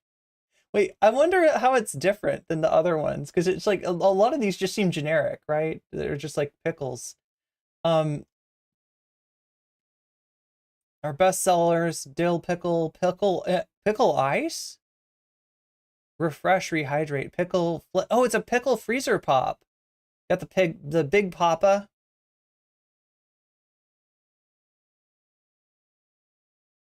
Let's get pickled. I feel like I should get paid to to show you this, though. Like, Big Papa pickle, Hot Mama pickle, Garlic Joe. I forgot about Garlic Joe.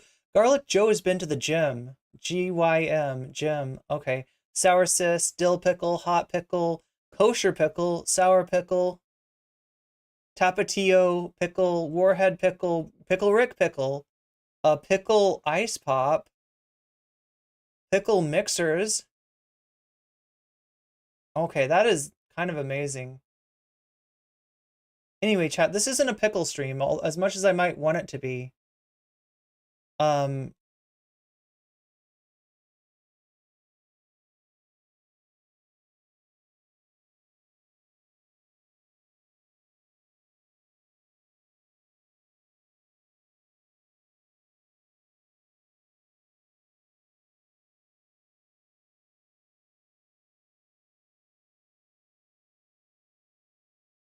Okay, so do you remember Poppy and Zena? Zena and Poppy? We haven't talked about them for a hot minute now, but I did tell you how this all started. The Zena and Poppy saga, and we'll get to Kasparian after this. Kasparian's the next thing on my agenda. But Zena and Poppy are two content creators formerly in the White Leaf Network, formerly kind of Vosh orbiters, or you could even say like Demon Mama orbiters, which Demon Mama is a Vosh orbiter, so they're like orbiters of orbiters, but they're in that orbit. They're on that website. They're on the White Leaf website holders, right? They lost their White Leaf website recently, and it all started off when Poppy made an accusation against an ex, somebody that Poppy had been dating, somebody named No Flake. And the accusation was that No Flake had actually essayed Poppy, had actually, you know, the R-worded Poppy, which you know sounds horrible, right? But when Poppy explained how this had happened, Poppy described a situation in which No Flake broke up with her, and that she said that she was only intimate with No Flake because she thought she was not going to be broken up with, right? So essentially, she was entitled for her partner to stay in the relationship, whether her partner wanted to or not. It's a really messed up thing, right? No Flake, you know, did not do anything untoward towards Poppy. If there was any mistake No Flake made, it was staying in a relationship that I think that that she realized was not something that she wanted. But you know, it was that kind of thing where somebody leans on you, and you know, it's I can relate to this because I have a tough time saying no. So essentially, you know, this is somebody who went through what sounds like an abusive situation with Poppy, broke up with Poppy, and then was accused of the R word for breaking up with Poppy, not for doing something against Poppy's consent. So we heard from Poppy and Zena's kid Spawn. We heard from you know, we read some of the leaks, some of the logs from, you know, people that from Noah, but we didn't hear from No Flake herself. So I wanted to give that a little spin while I take a really quick pee, and then we'll be right on to Anna Kasparian. Okay, let me make sure I can hear everything okay. I'm running off a speaker bar, so there might be a little bit of an echo in the background. Let me fix that. There's definitely an echo. I gotta get my old speakers hooked back up. All right, hi, hello. Hi. Hi. So, how's your Sunday going?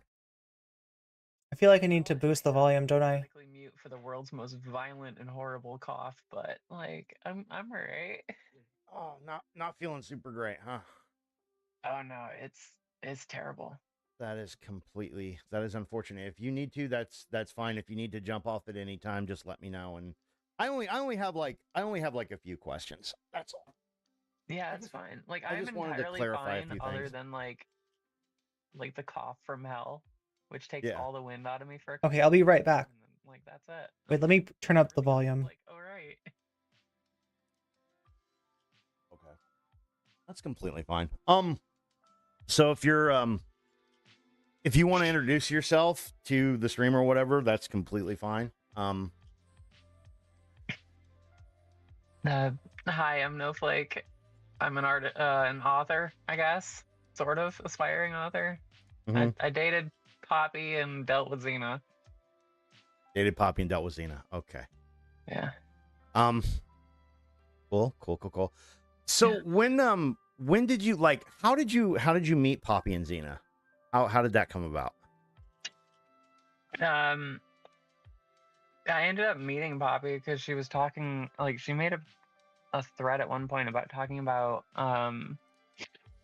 bottom surgery stuff, and it's been something that I've wanted for a long time. So I was like, hey, you know, just asking a couple questions. Okay. And that's kind of like where I met her. And then of course she did what she normally does apparently, and she moved to DMs and pushed it to be very flirty and sexual, which, you know, I didn't fucking know who the hell she was. Okay. So you didn't initiate any flirtatious conversation or sexual conversation with her. She was the one who No, initiated. I mean that's her general MO is to Mhm. like try and any fucking trans women just try and get them in the DMs and be flirty with them. And you guys were you two were talking for what, a couple months? When did It was like a month or two maybe in like when DMs. when did the conversation shift to visiting, like actually doing a real life meet? A real life me, I think, was like a couple months in to actually like dating. Okay. Because she wanted like she kind of packaged it along with like a hey, come along and I'll get you a consultation, like sign up for a consultation, and since it's here local, like you could just come and visit for a week and then I'll take you down to it and stuff like that. Was it? I'm trying to think of how to phrase this. Was it like, was it just like a casual mention of that, or did it feel like it was like ultra like? At what point did it start to get like ultra pushy? You know, like, I mean, did you it was start like to feel a like you were casual being pressured? suggestion, and I was just like, well, I don't have the money for that. And then she's like, okay, well, like I'll pay for it, and then you can just like fly over here and you can visit, and we can do the consultation then and whatever. And it's like, okay. It seemed a little weird, but like, I guess. Okay, so by consult, Who's recording? This is Victor Burns. I don't know much about them. What do you mean by consultation? Oh, like a consultation is like a first appointment, like you go there, you do the paperwork and whatever, and then you kind of just leave. Like I already went through the consultation. It was literally like I drove 7.5 hours to get to Detroit just for them to like literally shake my hand and was like, here's some papers. All right, bye. And it was like 10 minutes. I'm not even kidding. What was this? What was this for exactly? Bottom surgery. Oh, okay. Okay. All right. I'm a little. Yeah. Like the first appointment. Poppy the singer. No. Do it over the phone. Okay, so yeah, let me just. I should probably say this. Like, right, there's a few Poppies that out there, including a singer. Is Poppy the singer that does like the robot thing? Anyway, this is Poppy of Poppy and Zena. They're like supposedly leftist content creators in the Vosh orbit, and there's been rumblings of allegations actually for like more than a year now, right, against Poppy and Zena, stuff that happened in the community, stuff that happened in the Discord, this, that, and the other. I haven't really wanted to cover it because I don't think that most people even know who they are really, and it really kind of broke out when Poppy made these accusations against Snowflake. And when you read the logs, when you see what actually happened, when you see what the conversation between the two of them were, it looks more like Snowflake was victimized by Poppy rather than the other way around. So this is a situation of a mid-sized like streamer sort of weaponizing their audience and their platform against an ex of theirs to smear them because this person broke up with Poppy. So yeah, I've done a few videos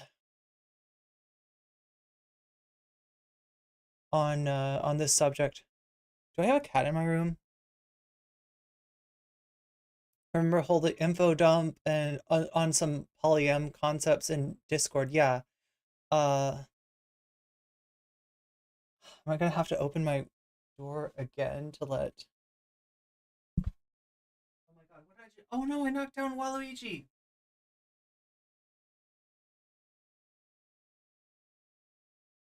I thought I heard a cat.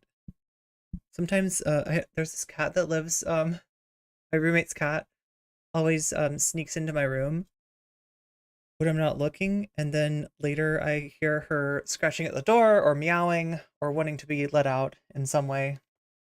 Because they need to ask a lot of like personal and private information, so you have to do it in person. So anyway, there's a long conversation here, but I wanted to you're thinking, and I think it was at like 9 a.m. like 7 like I wanted to zero in on a certain part. like somewhere between that amount of time, and like they were still arguing at like 2:40.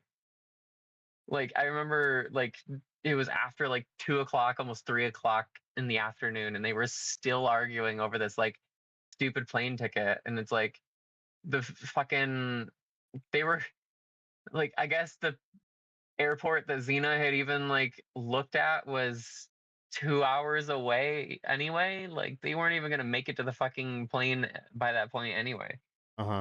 So they never 'cause asked they you to just like kept leave the arguing. room or whatever. It was like, hey, can we handle this without you kind of situation? I'm sorry, kind of thing. They just let you. So the TLR of what I skipped over is this, right?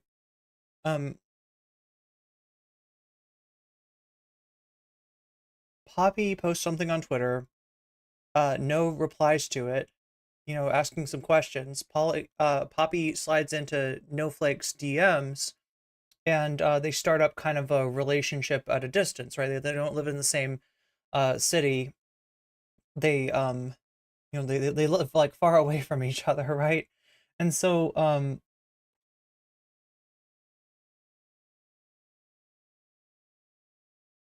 they sort of, you know, have this relationship at a distance for a while.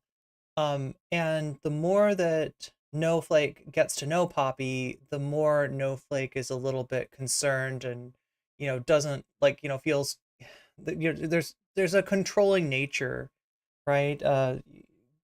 Poppy is polyamorous, like there's a polyamorous relationship that's going on here, but there's this whole insistence that Poppy has about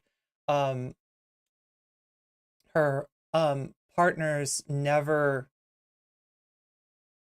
mentioning any other partners that they might have, because, you know, if you're polyamorous, you would maybe have other partners, but Poppy just wants to not have that mentioned at all. The rule does not work both ways. You know, Poppy's not like sparing you know, the other person of mentions of their other partners, but expects this, you know, from Snowflake. So Snowflake starts to say, hey, I don't know about this. You know, you're talking about coming out to see me. Maybe this isn't a good idea. Like, I'm not sure about this relationship. Like, just kind of like giving, you know, trying to let Poppy down easily, and just gets like manipulated and guilted essentially into not breaking up with Poppy. Poppy and Xena come out. They stay in a hotel.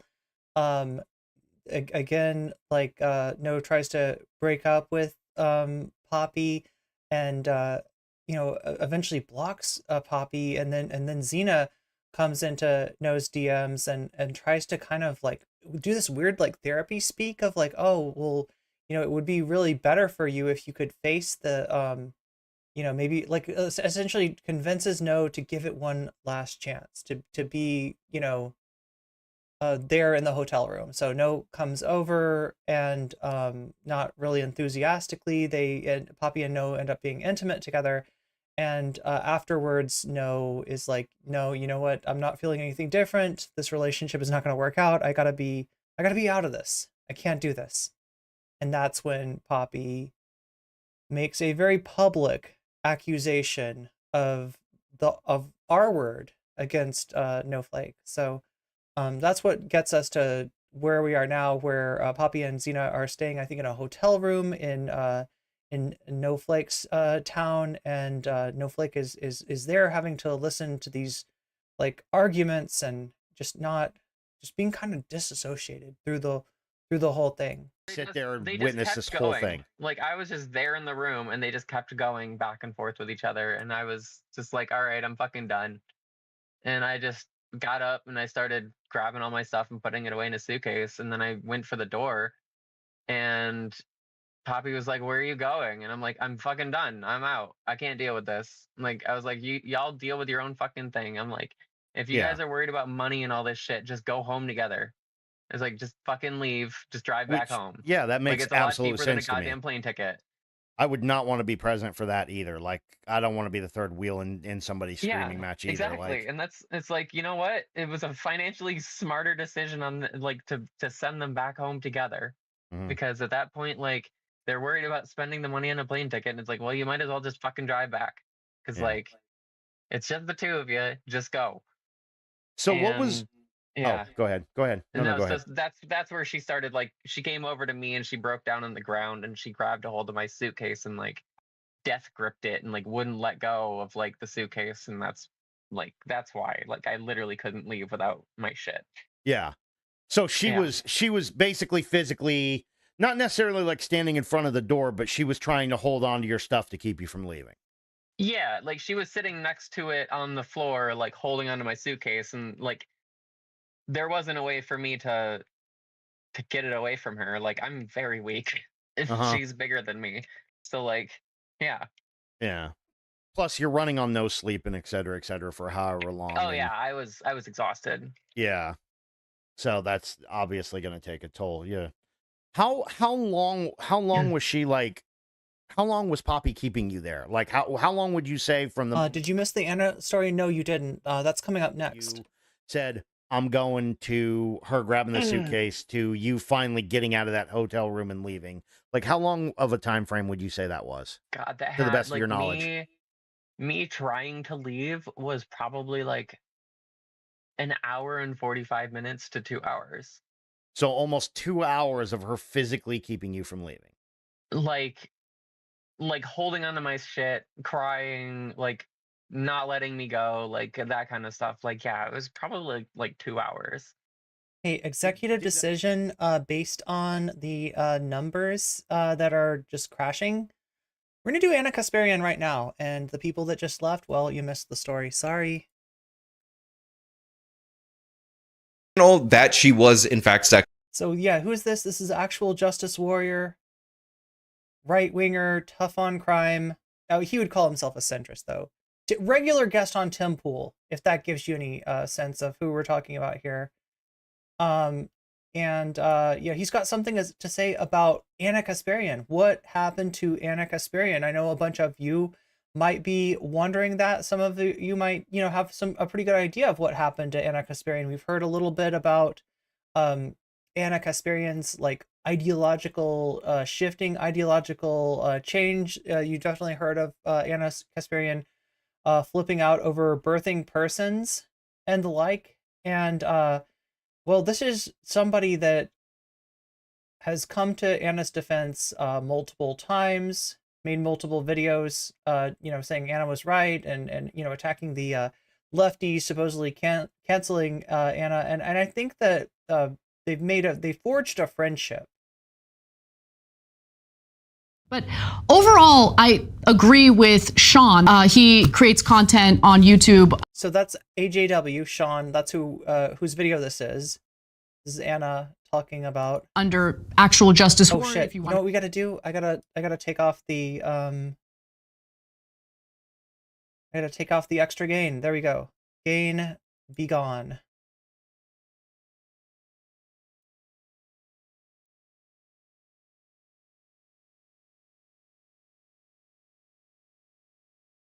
Check out his content, but what he says there is totally true. Greetings and salutations, loyal viewers of this channel. Greetings and salutations, loyal viewers. You got your good friend here, Actual Justice Warrior. I took the phrase social justice warrior and somehow made it more cringe. My name is Sean, and today I want to talk a little bit about Anna Kasparian. Like, what kind of edgelord streams with a freaking skeleton in the background? What is this? What are we looking at? Where exactly she's moved on the political spectrum, because I, as a TYT member, recently saw... This is what a TYT member looks like these days. In case you're wondering, in case you've been away for a little while. Yeah, we're doing the real content. We're doing it live. No, I really just needed to pee. It didn't need to be, everybody like leaving the stream and that like, but I will definitely take the feedback and cover talk about the allegations.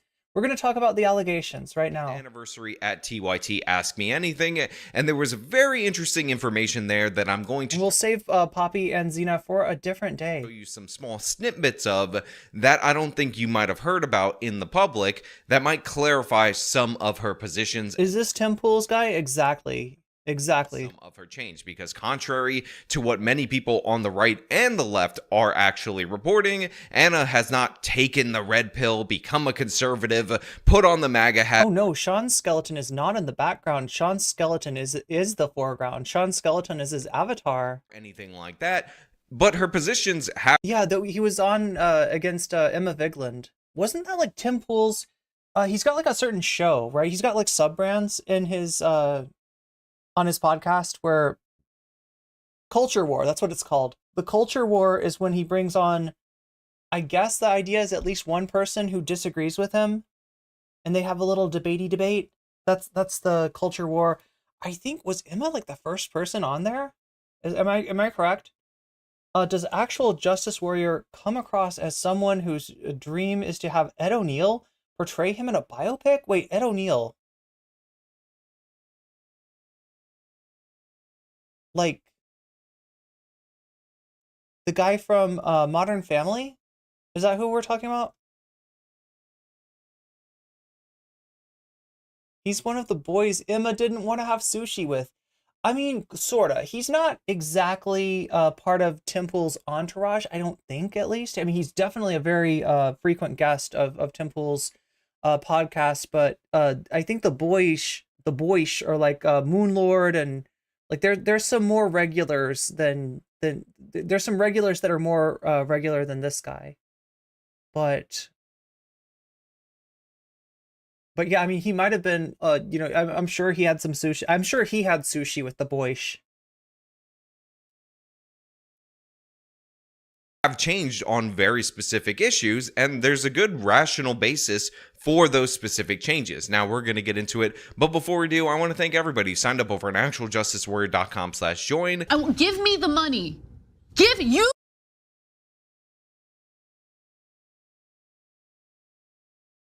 Give me the money. Give you the money. Just whatever you do, don't give AJW the money. Give me the money. No, give me the money, okay? Give me the money. I feel like you've got enough. I feel like you have a very nice kitchen, Anna, and I'm barely keeping a roof over my head. If you're going to give anybody the money, it should definitely be me.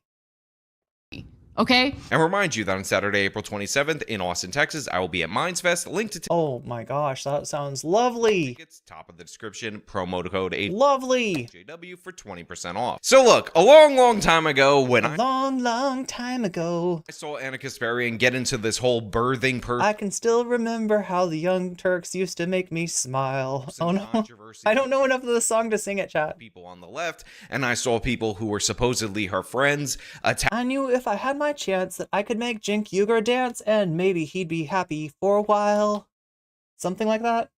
Am I anywhere close? Attacking her on a personal level, taking things way too far. I put out the call on twitter.com/mytwitter.com for Anna to unblock me, and I said that if she did so, we would become literal... Wait, is he literally part of Tier... What is Tier Noke? Friends, and this has clearly 100% totally happened. It's not sarcasm at all. It's not like that clip where she's praising and agreeing with me is in the context of Tim taking a weirdly insane stance on divorce or anything. But overall, I agree with Sean, the guest. Okay, yeah, so if you missed it, Tim, maybe we should watch that too. Tim Pool didn't he have something where he was like, basically Steven Crowder was victimized because in Texas women are allowed to divorce you. Oh my God. He didn't want to have a divorce, chat. He didn't want to be divorced. But his wife, somehow the law allowed his wife to leave him. And that's just... Who was on Tim Pool's show. They want to get rid of, like, what is it? No-fault divorce? This is a big thing in the right wing right now, right? They want to... they want to take us back to the... or not back to, but like they want to replicate the... Like, unironically want to replicate The Handmaid's Tale. On Tim Pool's show. That was just a full endorsement without any caveats given of all my positions. Therefore, Anna is now in the AJW camp. But the thing is, that actually might not be all that true. The thing is, Anna Kasparian... The thing is, you're cringe. ...has actually... And I'm embarrassed for you. ...moved, according to my viewing of her channel, more left-wing on a lot of economic issues. Like, over time, she's become more socialist and whatnot. And she's changed on some very specific issues for very very specific reasons. Now, everybody knows about her crime takes. Everybody understands that she's against a lot of these reforms that she previously supported, because in reality, the things that she Yeah, I mean, I definitely prefer Moonlord. voted for, the things that she was championing, did not churn out the way that she expected, and she's reacting to that new information in a sensible way by changing her positions. On top of that, she said repeatedly on her channel that she would vote to treat a certain category of offenders better, and then the state of California, after that would pass, would then revise a bunch of violent offenders into said category. Yeah, you got it in my head, Omega. For sure. That is not what she paid for. That was a bait and switch kind of situation. So I think it is quite understandable, and people should have a little bit more humility when they talk about you get exactly what you vote for when things like that tend to occur. Dismembering a corpse and hiding a corpse after dismembering it, not bail eligible, not a serious crime. No problem like that with that. Yeah, no, they want to dismember corpses. All these leftists out there dismembering a corpse, and they don't want to have to pay bail. Anna knows that, like, right, the only person after dismembering a corpse that should be allowed to go free on their own recognizance. Am I saying this right? Released on their own recognizance? I feel like I'm saying something wrong here. Ruggedly Handsome, thank you for the follow over on Twitch. It should be Patrick Bateman. If you have Patrick Bateman money, if you have the nice like raincoat and the axe, like expensive axe like Patrick Bateman, then yeah, you can go free on your own recognizance. I still feel like I'm saying it wrong.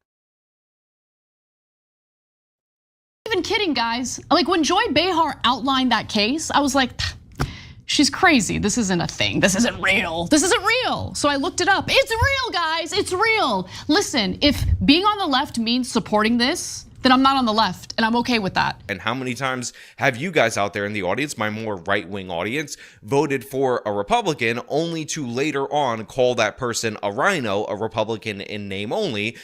It's a very common thing, right? You know, you vote for a Republican, and then you find that this Republican doesn't love Donald Trump. And you're like, what a rhino! Don't you understand that being a Republican means loving Donald Trump, means, you know, glazing him up at every opportunity? When they started backing what you perceive to be left-wing policies. This happens all the time in American politics, but for whatever reason, whenever a left-wing person complains about something that they voted for, even though there's a clear and obvious bait and switch in how it was implemented, people say, haha, you gotta deal with it, even though that's just not productive in any way and not even true in a lot of particular cases. And the last 2 years have been super challenging because I've grown in certain ways. It's actually, it is recognizance, yeah.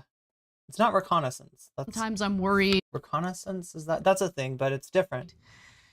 You know, the audience might not take well to, and to be sure, some audience members haven't taken well to it. Now look, a lot of the change was inspired by the fact, and Anna has talked about this on her channel, that she was in fact sexually assaulted by 2 homeless people. But one of the things I still, like, I heard her describe this, and like, I'm not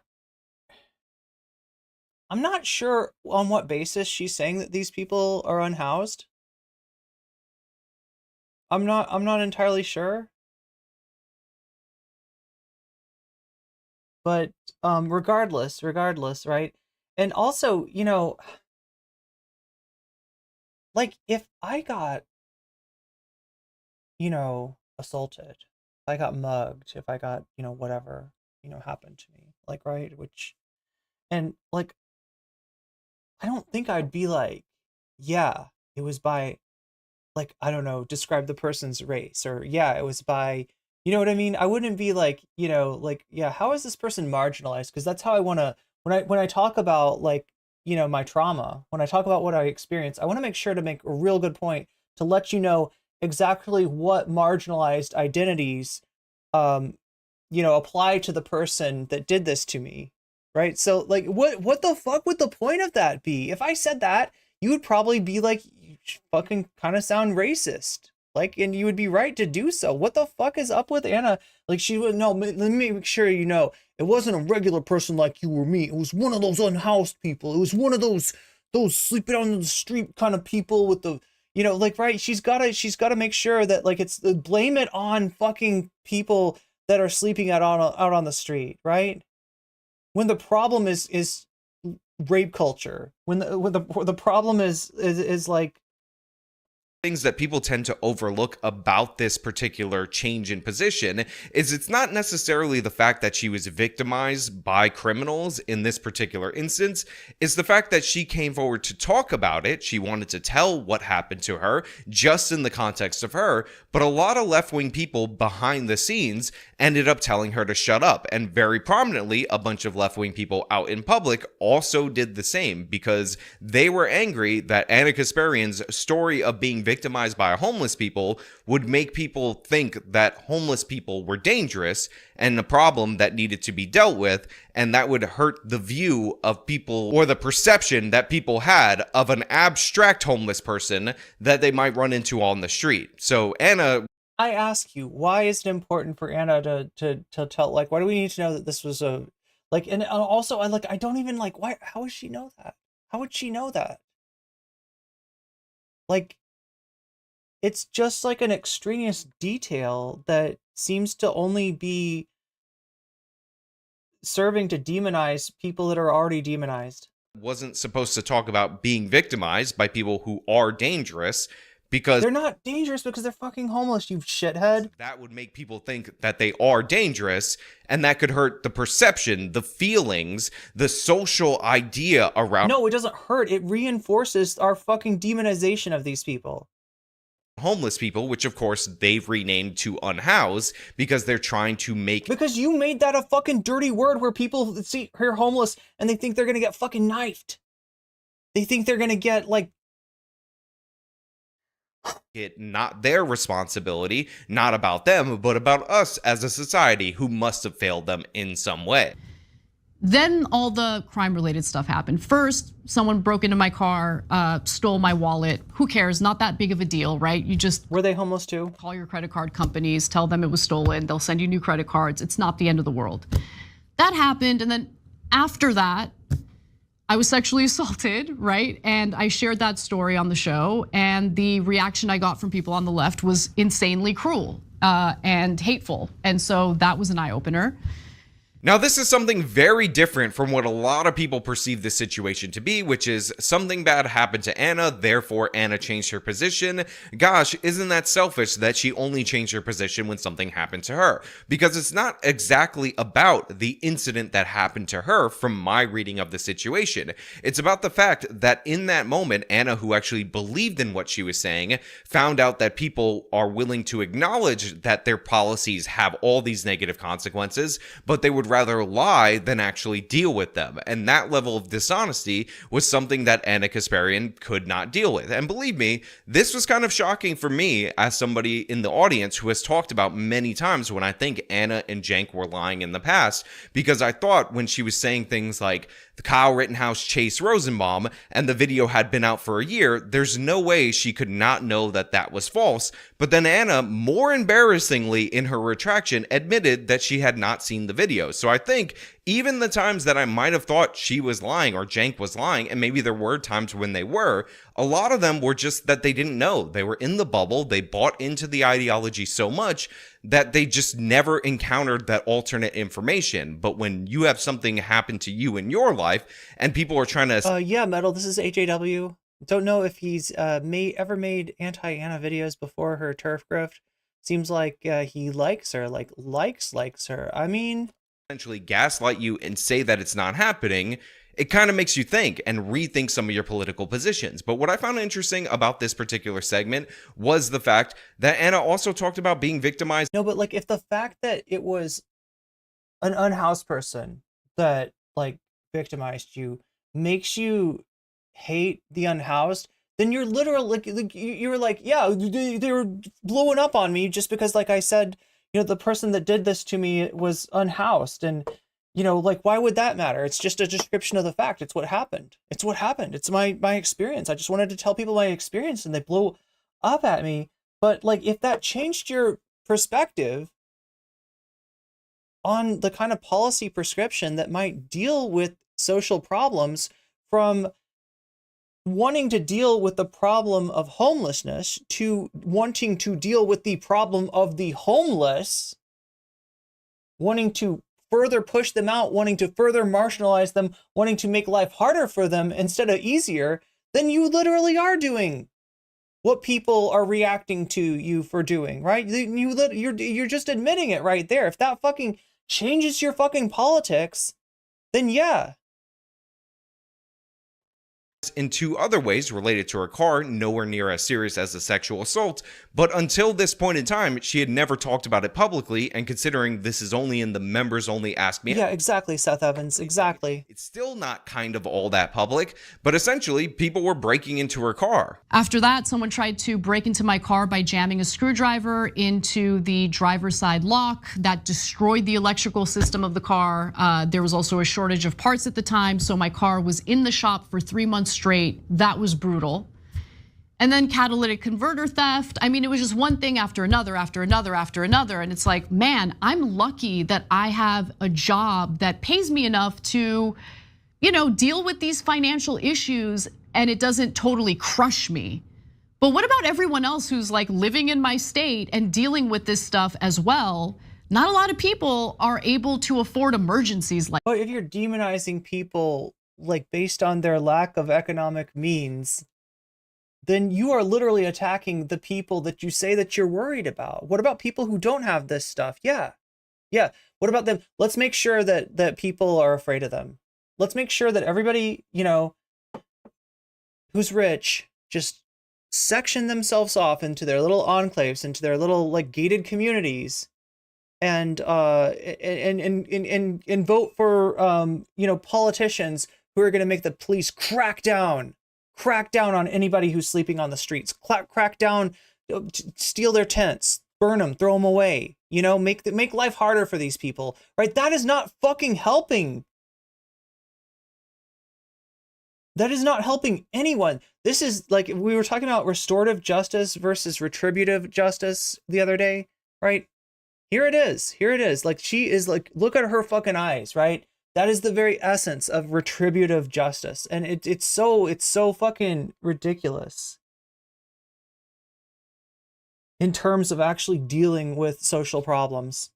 Like this with no issue, right? Now look, this really hit home for me because what she said about having her car not available to her because the electrical system got messed up because somebody tried to break into it with a screwdriver is almost word for word verbatim what I said after I had my car stolen. And that's the thing. I deal with this with all of you guys. The fact that you guys support this channel, the fact that you guys have allowed me to make a living makes this blow significantly easier. If you're somebody who's even like regular, ordinary middle class or working poor or whatever, and a situation like this happens to you, it's absolutely devastating. There's no possible way I can imagine you getting through this if you don't have the savings that I have, if you don't have the network of support that I have, if you don't make the income that I have, or at least a reasonably good income, because it's a significant shock. It's a significant disaster, which is, I don't know how normal, average, everyday people who don't have the savings or don't make as much money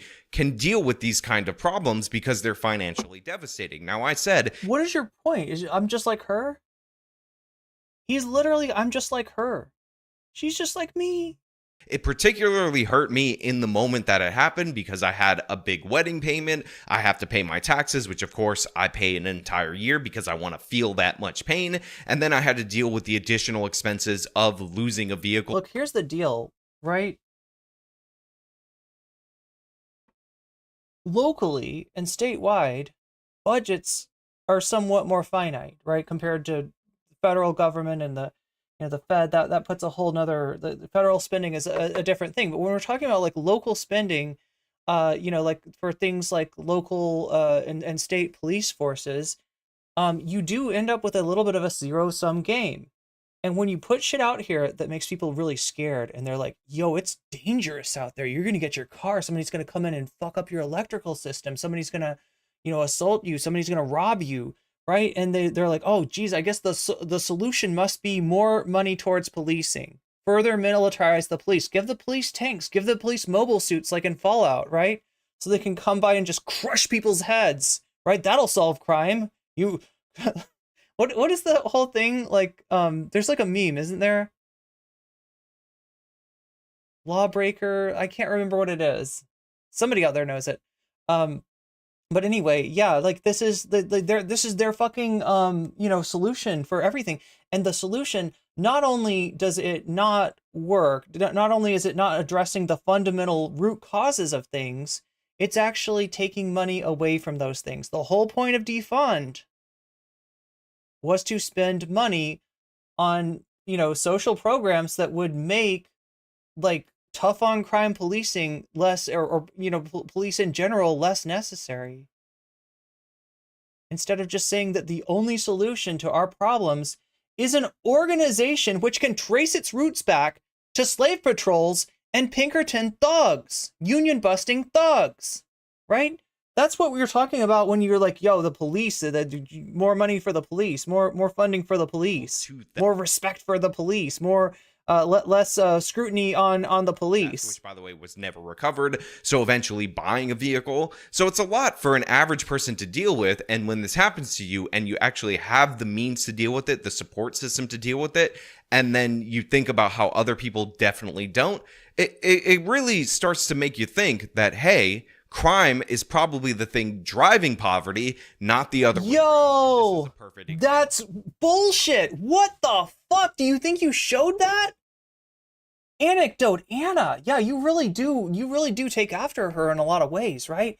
There's nothing in what you said that like shows systematically like this is what causes poverty, right? People would be fine. Capitalists pay enough money. The fact that the minimum wage hasn't risen in fucking decades in most places is not the problem. People would be fine. People would be okay if it wasn't for crime. And the reason that there's crime is because these liberal politicians won't let our police crush people's fucking skulls in their Fallout power suits. God damn.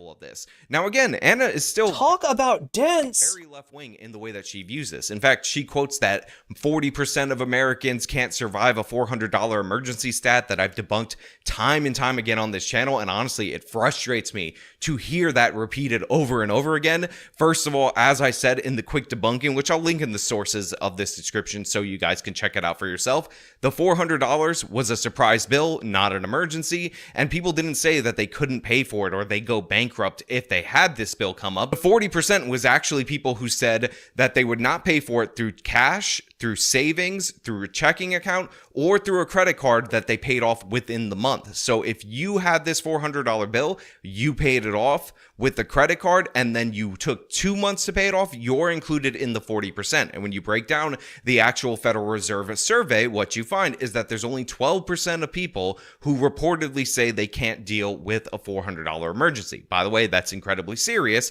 but it's nowhere near 40% of the country. And just think about it. Let's say oh, fuck. So he's like, yeah, like they're including people that take more than 1 month to pay it off, right?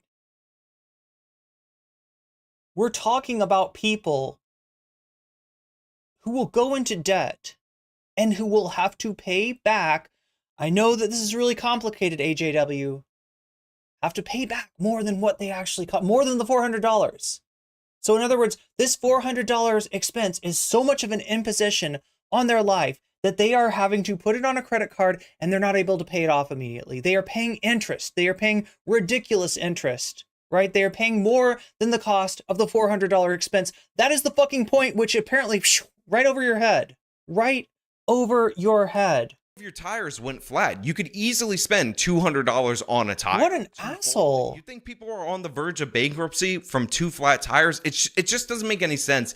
And I'm so tired of people repeating numbers. No, what doesn't make sense is that you not caring unless they're fucking out on the streets, out on their ass, right? What makes sense is you not caring about a problem until it's too late to solve. That don't make any what an sense. asshole. That sound really outrageous. That sound like they're too crazy to be true. Without wait, whoa. Soul Life says my video keeps freezing. What's going on? Are other people experiencing this? Natalie also experiencing this. Thank you, Soul Life. Oh, we got a third. My YouTube is no, Bad Lefty. It's not your YouTube. If 4 people are experiencing it, it's a problem with the stream. And thank you for letting me know about that problem. I have been trying to, well, here's the deal, chat. I don't have enough money to pay for the kind of internet, apparently, or to have the kind of computer that would be able to, I think it's actually like probably a like hardware problem, right? I'm dealing with a chip that is, or a chip, like a processor that is at least 10 years old, a graphics card that's not even in the 1000 series, let alone the 4000 series, and that's what I'm dealing with. I don't have the material conditions to be able to, and we might have to kill the short stream because of this, right? I've tried every hack that I could think of to make this work, and it looks like it's not going to work, which really sucks, because I like people being able to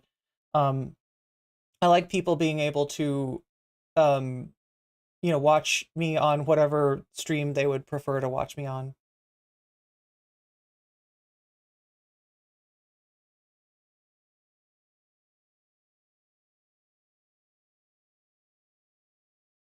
But yeah, keep giving me feedback. This is good.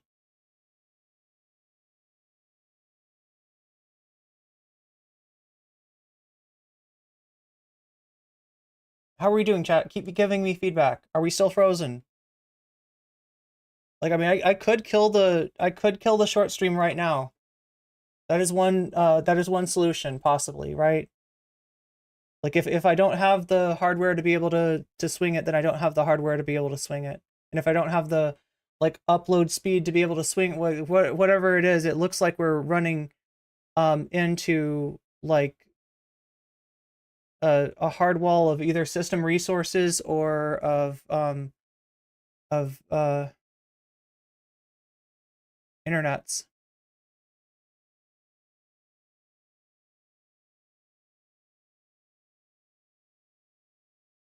How are you doing, chat? I need to hear back.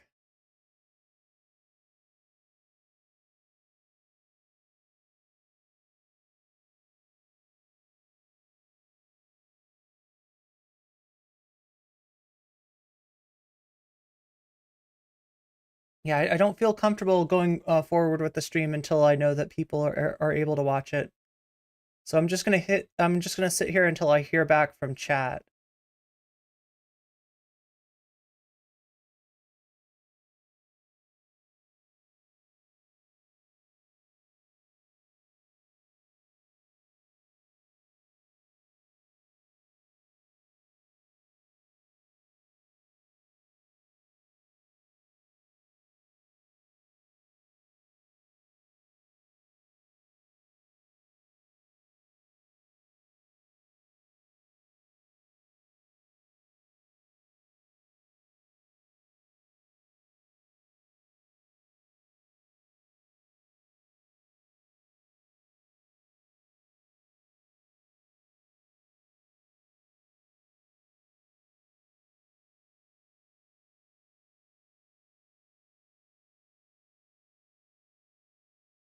I'm gonna, oh my god. Oh my god.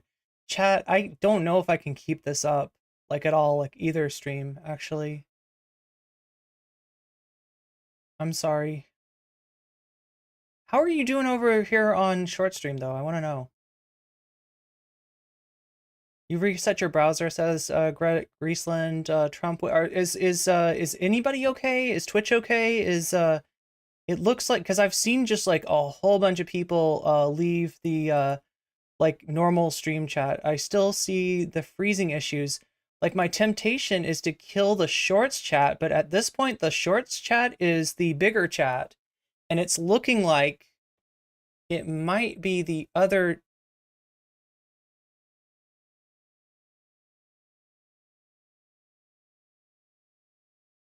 How are we doing, shorts people? How are we doing?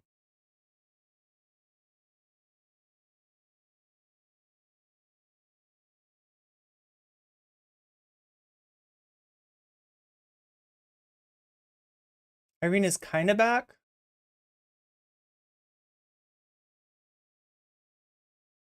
Chat, I don't know if we can do this. Like, I'm legitimately...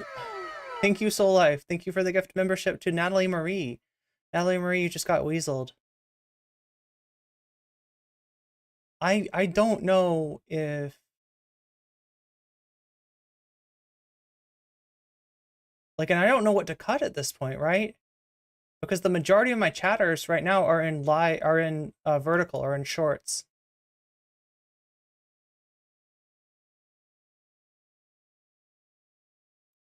It's good over on shorts. Shorts is okay.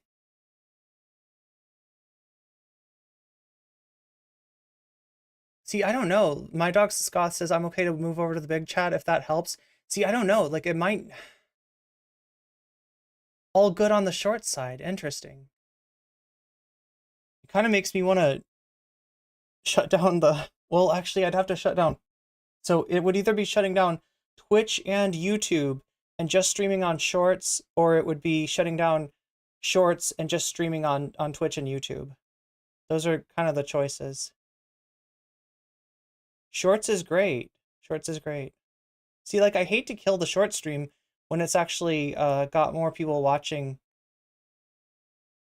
than the regular stream. I don't know, chat. I don't know. I'm really kind of, like, worried. Like, I am myself coming up to some hard limits on my ability to spend, you know... Like, I just don't